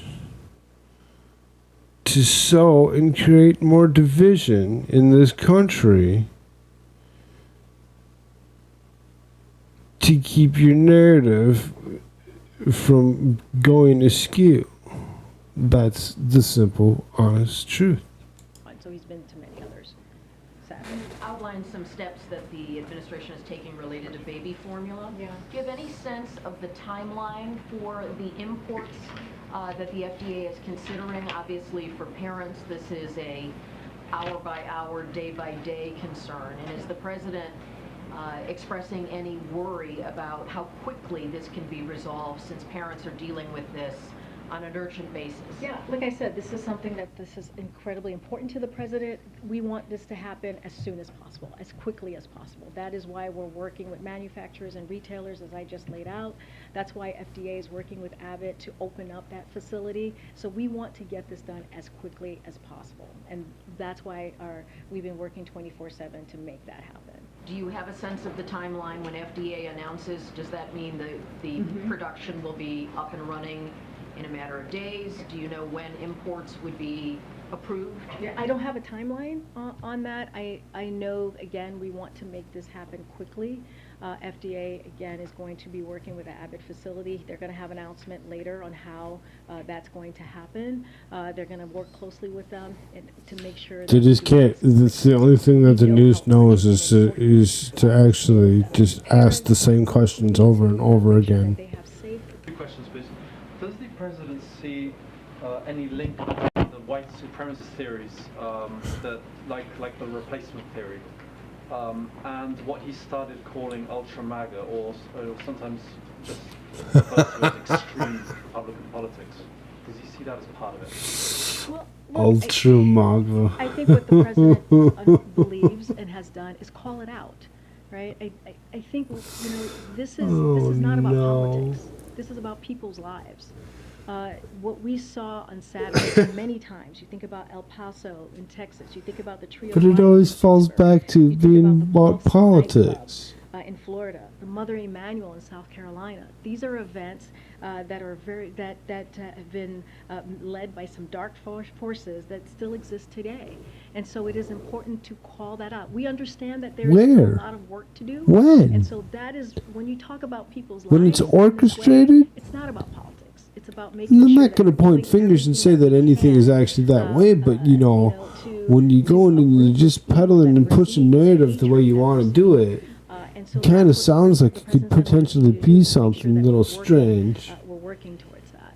But when he talks about ultra MAGA, as he started to a lot, would he include that in the bundle of what he considers ultra MAGA? I mean, look, again, this is about the lives of people who were taken in a violent way, in an abhorrent way. And so we call out white supremacy, we call out hatred. As I've said before, this is still being investigated, this is still being looked at, but the moralness, right, the moral center of this should be called out, and that's going to be the focus. That's what you're going to see the president do tomorrow. He's going to meet with the victims. He's going to have conversations. He's going to offer them comfort. He's going to listen to them and hear what is it that they want to share. He's going to offer them comfort. He's going to continue to work with Congress and call on Congress to call folks to work on gun reform, which is really important here as well. Second question, very quick one, I promise. Is there any updates on whether Cuba, Nicaragua, Venezuela will be invited to the Americas Summit? And generally, when are you going to be announcing invitations? So I don't have... She has no clue what that was a question about. She has no clue whatsoever. That look on her face is priceless. Summit, and generally, when are you going to be announcing invitations? So I don't have any update for you on that, on invitations or when we're going to announce invitations or who's been invited. As soon as we have that, we'll promise to share. Okay. Go ahead. Okay, great. Thank you. Two questions on internal policy review, internal government reviews that have actually fallen out of the headlines. The first is on the investigation of Border Patrol agents that in the I guess September of last year, who were there for the Del Rio arrival of thousands of Haitian migrants. It's been 8 months at this point, and we don't have a conclusion of that review. The president had wanted accountability. He demanded it at the time. Secretary Mayorkas said that there would be a conclusion to that review. Is he talking about the whippings? Is that what's going on? He's really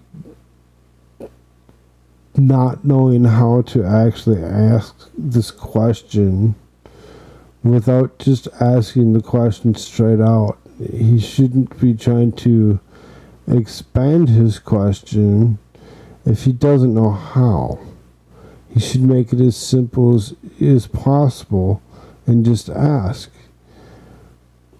Are you going to tell us anything when this finally happens? Because we need to know. We need to know what exactly happened. Weeks. Yeah. So why is it taking so long? And is there any urgency given the fact that the administration is now preparing for the arrival of potentially new surges of migrants? No, it's a very good question. I don't have an update on that. Department of Homeland Security, that's where you mentioned Secretary Mayorkas, that's where that review sits. And as soon as we have an update, I promise to share that, or they will share that. That would not come from here. I just don't have an update, but I understand the question. The second review that hasn't. Are you sure? Because you didn't answer it. The administration said that after the terrorist attack in Fort Worth at a synagogue, they were going to review how an individual who was a British-born citizen who had been on a watch list 10 years prior somehow was able to enter the United States, and that they were going to look at lessons learned.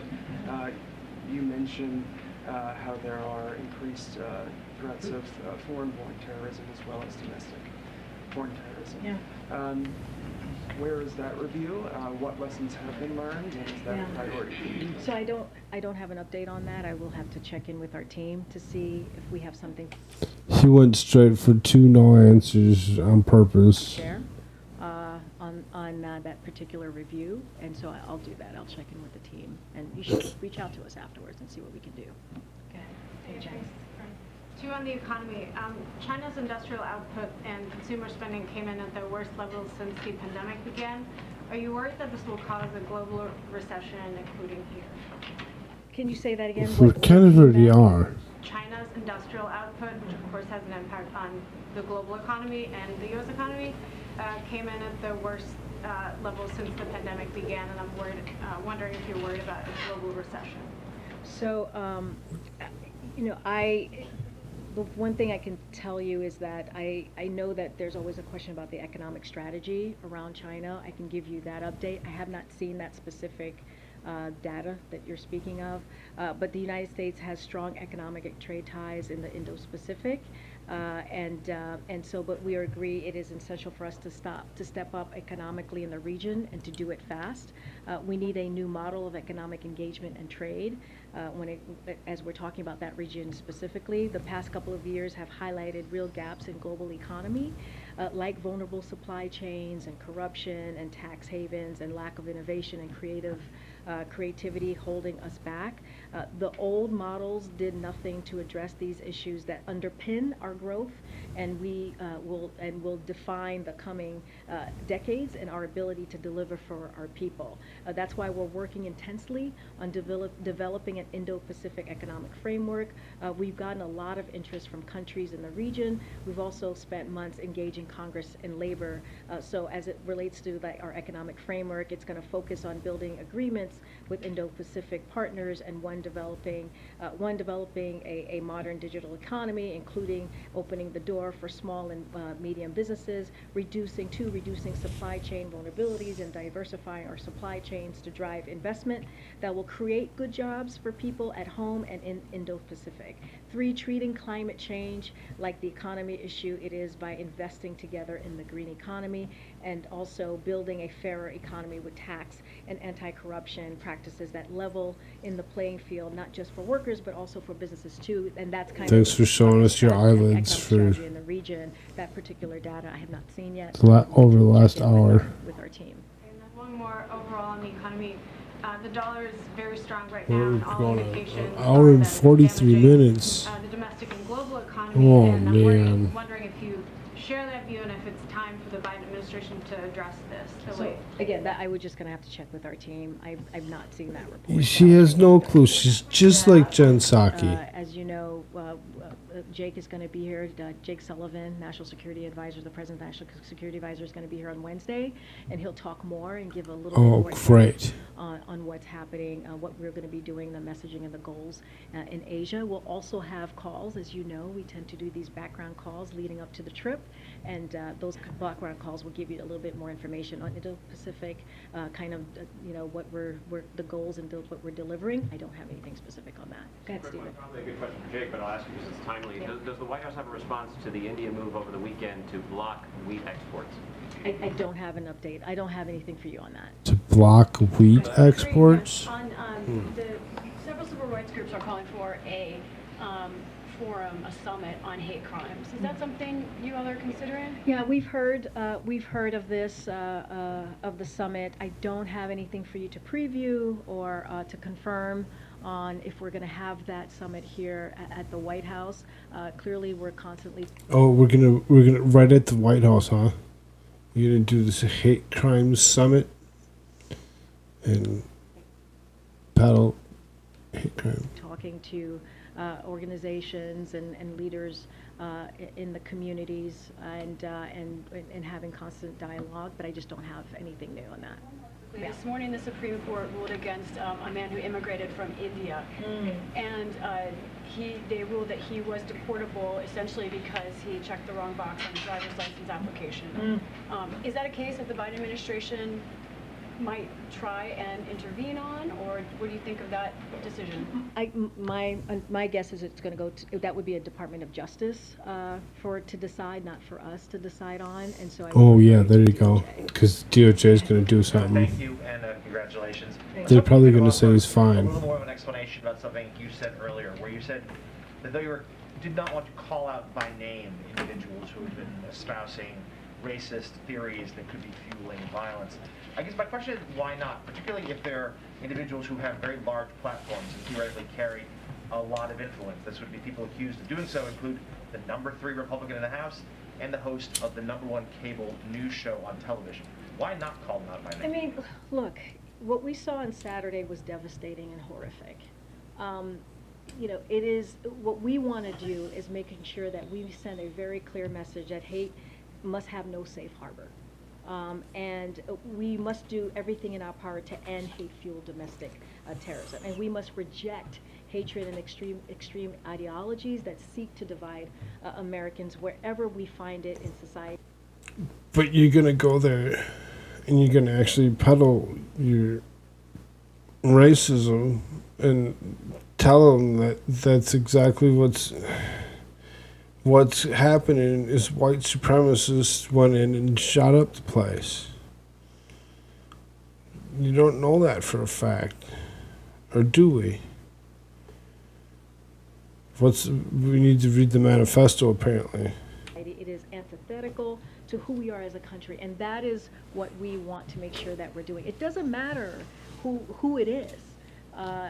This is something like morally, the moral truth of this is that it is a racial motivated hate crime, and it's abhorrent, and so that's what we need to call out. It doesn't matter who that is, and that's what we're trying to make clear here. We're not going to get into politics here about this. We want to make sure that we're calling out what we're seeing. These are people's lives. At the top of this of the briefing, I talked about 10 people. 10 people who are doing what many of us might be doing on a Saturday, is going shopping. I know I go to the supermarket with my 7-year-old very often. If it's not on a Saturday, it's on a Sunday before the week starts to get what we need for the week. I mean, this is what happened to everyday people from 20 years old to 86 years old. That's what we saw on Saturday. And so we need to call that out and do everything that we can to really deal with this issue. And we know we have a lot of work to do. But it matters to some, right? It does matter to some people who it is that's calling it out. And when you don't call out the individual, they feel as if you're backing away from the issue. No, but we're not. That's to the point. No, we're not backing. How are we backing away from the issue? Because you won't name Wait. who it is. But here's the thing, we're calling out what is happening. We're going to the heart of the issue, the hatred of the issue. But I guess my point is, this is a president, right, who decided to run because of what he saw in Charlottesville, right?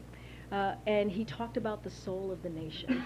And it was something that propelled him to jump into the 2020 primary because of what this showed, because it was, again, against who we are as a country. And it wasn't his first time that he actually did that either. If you actually look back in history and actually look back, that would be the third time that he actually ran. Apparently, the third time is the charm for Joe Biden. Country as he believed it to be. And so, you know, it is something that is important to remember. And this is a president that calls it out every time we see this horrific violence. And it's not about, once you get into calling out people's names, then you move away from that issue, right? You move away from that issue. So that's why I'm not going to do that from here. I'm going to focus on, as I did. Because it doesn't help out you with your narrative that you need to push. Everyday people doing everyday things, and that is why the president's going to Buffalo tomorrow.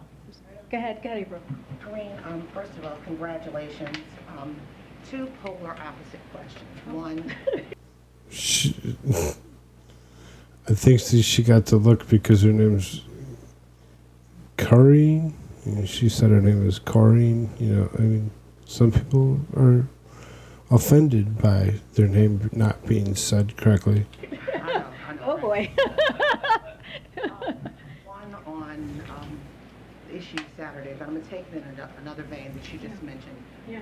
The president ran on the issue of the soul of this nation. Yeah. Charlottesville. He speaks now of equity and inclusion. He's strengthened civil rights in DOJ. He's strengthened civil rights in other departments in this White House. Yeah. But where are the teeth when it comes to changing this hate that has been plaguing this nation since the inception of this nation? Where's the teeth that the president, people are expecting when it comes to these issues? And on the summit issue, is the White House looking at what Bill Clinton did? The precedent of having the race initiative. We brought people from all walks of life together to discuss issues of race, the browning of America. Is the president looking at that as well? And then I have another question. Oh, okay. Okay, stop there. Okay. You know, this is a president that has been very clear about race in this country, right? When he walked in, he talked about the multiple crises that were facing us as a country. He talked about COVID, the economy, climate, and where we are with race. And he's called it a crisis. And continuously pointing fingers at it is not healthy. It just creates more racism. One of the first things that he signed when he walked because you into make people believe that it's actually something that is there, it exists, in the federal government, in federal agencies. It doesn't if you stop talking about it. If you go and you name the guy that actually shot these people in Buffalo and you take away the stigmatism because of what it is, it changes the whole outlook of everything. You don't want to do that. This lady and her racism is what she's going to continue to peddle throughout the rest of her time as press secretary. But I do want to say, you know, tomorrow, you know, the president wants to go to a community. He wants to grieve with them. And he wants to send a message to the entire country that we stand behind them and with them. And that is why didn't you go to he will try to bring some Waukesha and stand behind the people there? Oh, because standing behind white people after a black man drives a car through a parade probably the third time I've said this in this briefing, is not the same. And so any racially motivated hate crime is abhorrent to the very fabric. It always will be. That's what you're going to see. We get that. Repeating that line, that particular sentence, is getting old and defunct already. So many communities are so proud of you. We're hearing it on social community, particularly Washington, broader society that is majority, does not look like you. What does this say? Because it's not window dressing. It's more than that. It's a very good question, April. I'm going to answer it in a kind of a personal way, if that's okay, since you asked it in a personal way. So I have not read a lot of the things that have been written about me because I wanted to focus on the work at hand, and I do believe it's not about me, it's about this place. Oh, no. No. You can think that way. You think it's about this place, but it's about you. It's all about you and how you answer these questions. When you mess up, you're going to get picked on. When you do the job correctly, you may still get picked on. But you don't get to actually bow down and be like, no, you don't get to pay attention to me. No, we're paying attention to you. All of us. It's about what the work that I have to do every day, that we all have to do as a team to make sure that we communicate with you and communicate with the broader public. But there was something that moved me, and I think this speaks to what you're asking, which is there was a story about my elementary school. I went to Franklin Middle School, elementary school in Hempstead, New York, and they did a story, and they went to the class, I think I was in 6th grade when I went there. I went for 1 year, and they talked to the student. Because you went to one particular school for 1 year and you think it was the 6th grade year? I mean, I'm sorry, I want to believe you so badly. About me and this moment and this administration too, which is very important because I don't think I would be here. Yes, I stood on so many shoulders, but it does matter who sits in the Oval Office as well. That is very, very real. And these kids wrote me a letter, and in the letter they talked about how they can dream bigger because of me standing behind this podium, and that matters. Like, you know, as I started out in the beginning, representation matters, and not just for girls, but also for boys. And so what I hope is that young people get to dream big and dream bigger than they have before by seeing me stand here and answer all of your questions, you know. Let's just all hope that that these children that you speak of realize that they can actually go through life being friendly to everybody and not thinking that everything that somebody else did must be because it's a hate crime and it's because white supremacy. It's not true. Something happened, and that's the way it just so happened to be this time.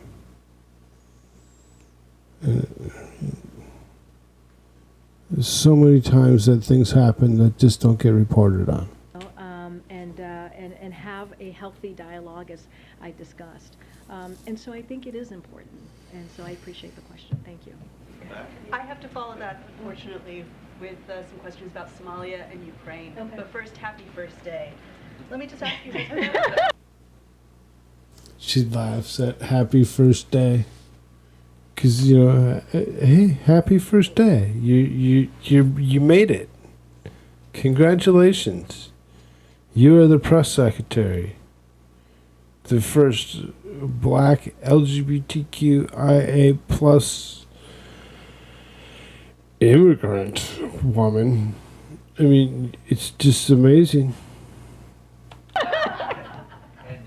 And now? Yeah, now going on. Okay, all right. It's a bit of a hard left, sorry. No, it's okay. That's what this is all about. It's okay. It's okay. Has President Biden spoken to Somalia's new leader? Did he? You won't be in the room tomorrow, but it's okay. Does he plan to congratulate him? And has there been any leader-to-leader discussion about the new troop deployment? Okay, so I'll say this, and I think I said earlier that you know, having making sure that we're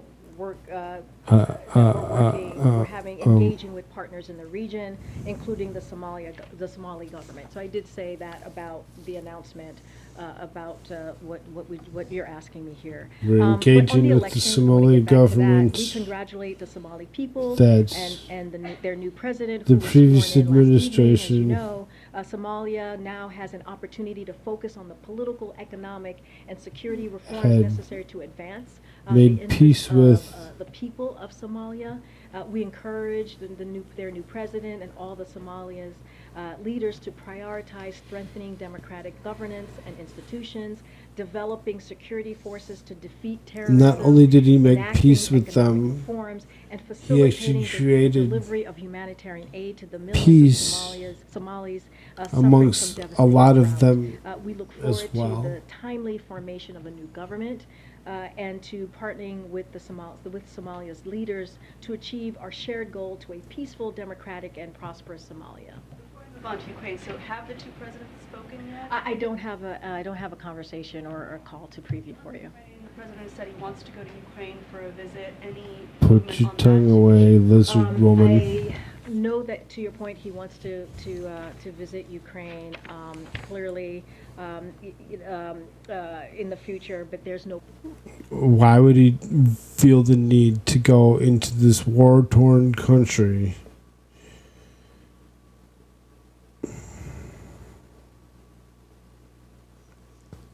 I just don't get it.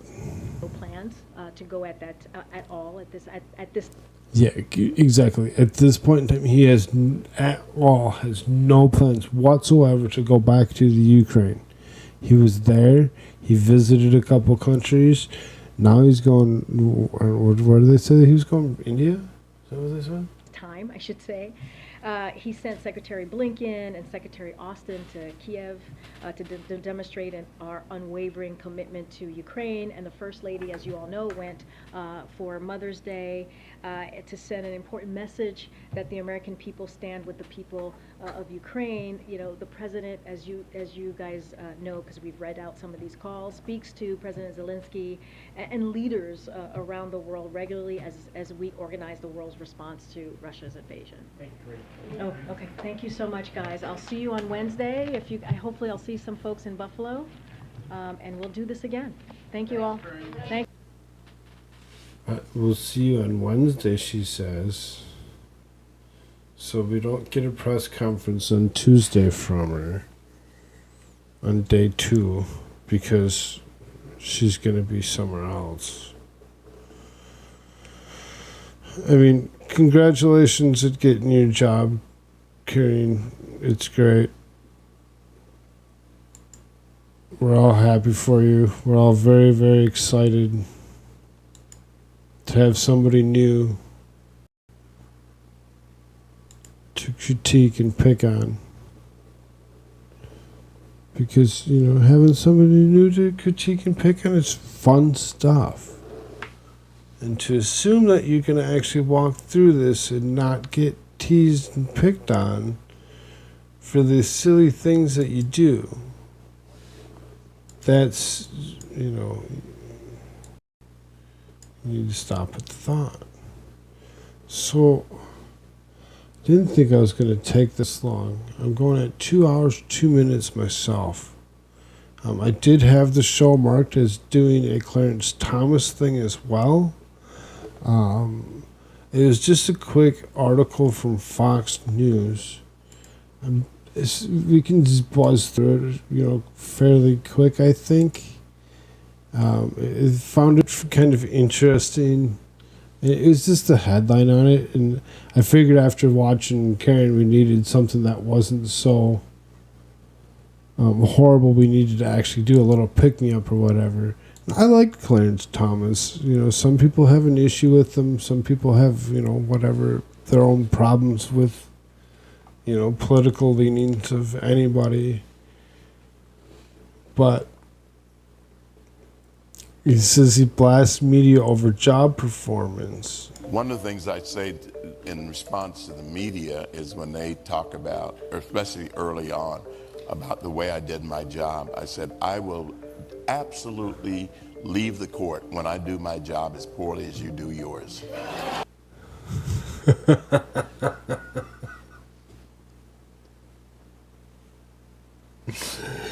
He hit that on the head, like straight on the head. I will quit my job when I do as bad of a job at what I'm doing as you do yours, because there's so many people that have such a bad performance at what they're doing that it's scary that they even got the position that they're in. And that was meant as a compliment, really. I love the laugh. He's great. Oh, see, I can't. He wants to show me all this extra fluffy stuff. And I'm going to try keeping the music out of it or whatever, because, it's just what it is.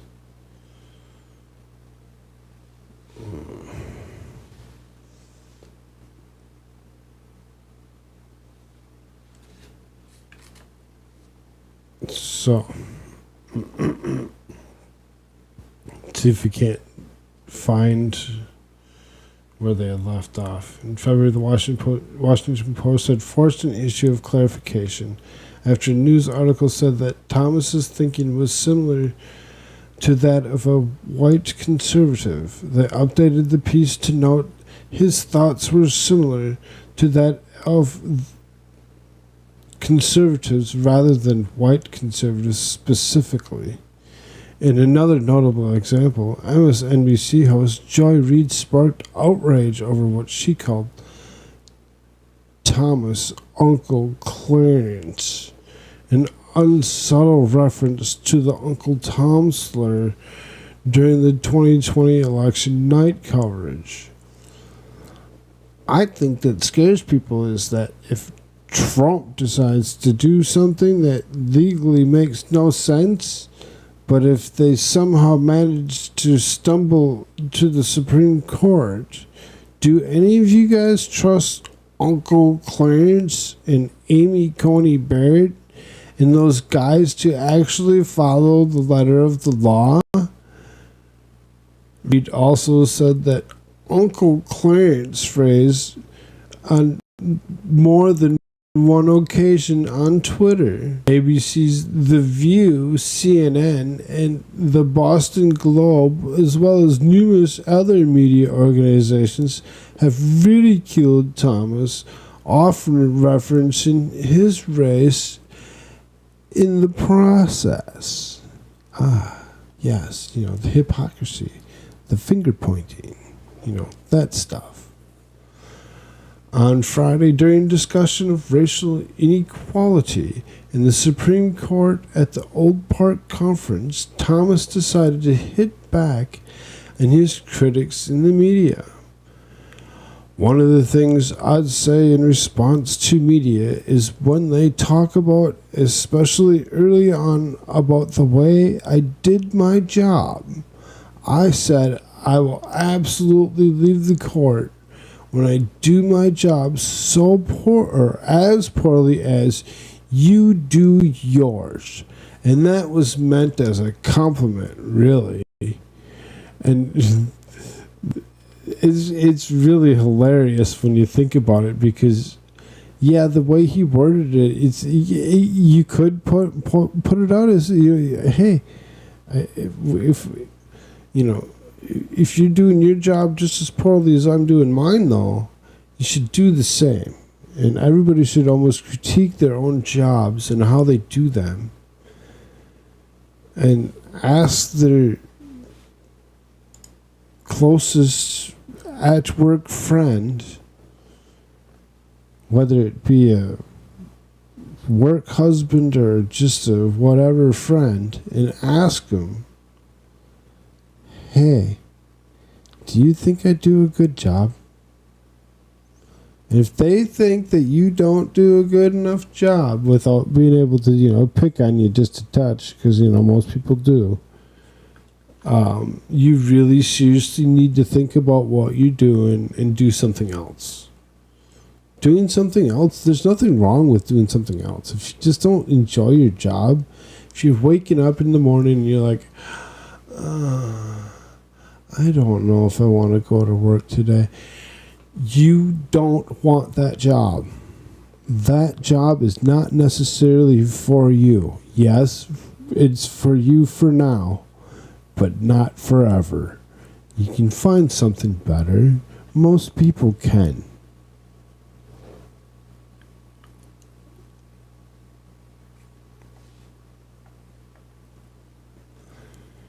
It really is good to be me. It really is, Thomas added moments later. Thomas has been outspoken since a leaked draft opinion on the Roe v. Wade came to light earlier this month. On May 14th, the same day Thomas made his comments on C-SPAN, the Supreme Court justice said that the leak has fundamentally altered the judicial body.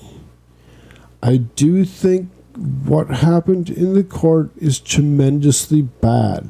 I wonder how long we're going to have these institutions at the rate we're undermining them, Thomas said. He added that a loss of trust in the Supreme Court is the kind of infidelity that is impossible to undo. Thomas is the longest tenured member of the Supreme Court, having served since 1991. And that's why you have to pay attention to who you're appointing to the Supreme Court. Because this young lady that they just put in the Supreme Court, that's taken the position come this fall, it really seriously is going to be pointing fingers and creating documents. Just as people are complaining of this guy, you're going to hear complaints about her as well. You don't get to point the finger of racism at it either, because that's not how it works. When you show hate for somebody, it's usually you're showing hate for yourself.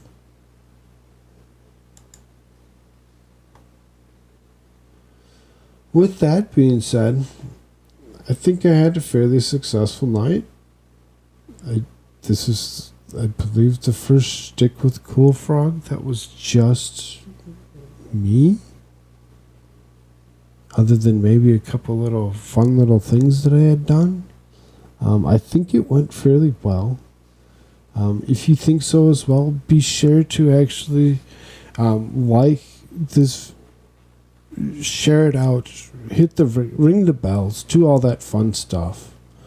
On the personal note, I will be personally moving this coming week, by the end of the week. I'm guessing I'll have one more episode that I'll put out. That will be tomorrow, the 17th at midnight. I know it'll be the 18th by the time we get there.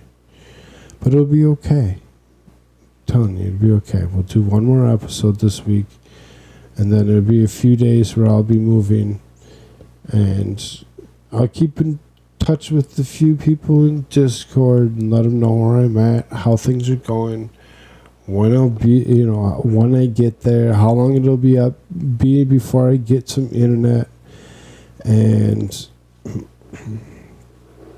as soon as that occurs, I will be back. With that being said, thank you everybody that did watch. Again, like, subscribe, do all those fun things. Usually AmericaShirts joins me. He does have a promo code of Koolfrogg where you get 15% off of anything in the store. You can always check him out. Bookmark his website. I'm assuming he's still under construction, as I haven't heard any updates. If you want to support me, you can go to buymeacoffee.com/Koolfrogg. Being that it's going to be a while before I get monetized, sitting at 39 subscribers. It takes a while. It really does. And especially doing the stuff that I'm doing, holding the conversations that I'm holding, giving the information that I'm giving. Some people don't care. Some people are like, I already watched something about that. And they look away. I get it. I understand. One day, everybody will actually grow to actually enjoy my stuff. And I will be at the king of the mountain. Oh. Maybe not. I don't really want to be the king of the mountain. I just want to get somewhere better than... Oh, well, no, I really don't. I'm actually happy with where I'm at. But that being said, let's continue to grow, continue to be happy, and... Back to them, or do you want to stay with Donald Trump? Fuck Joe Biden.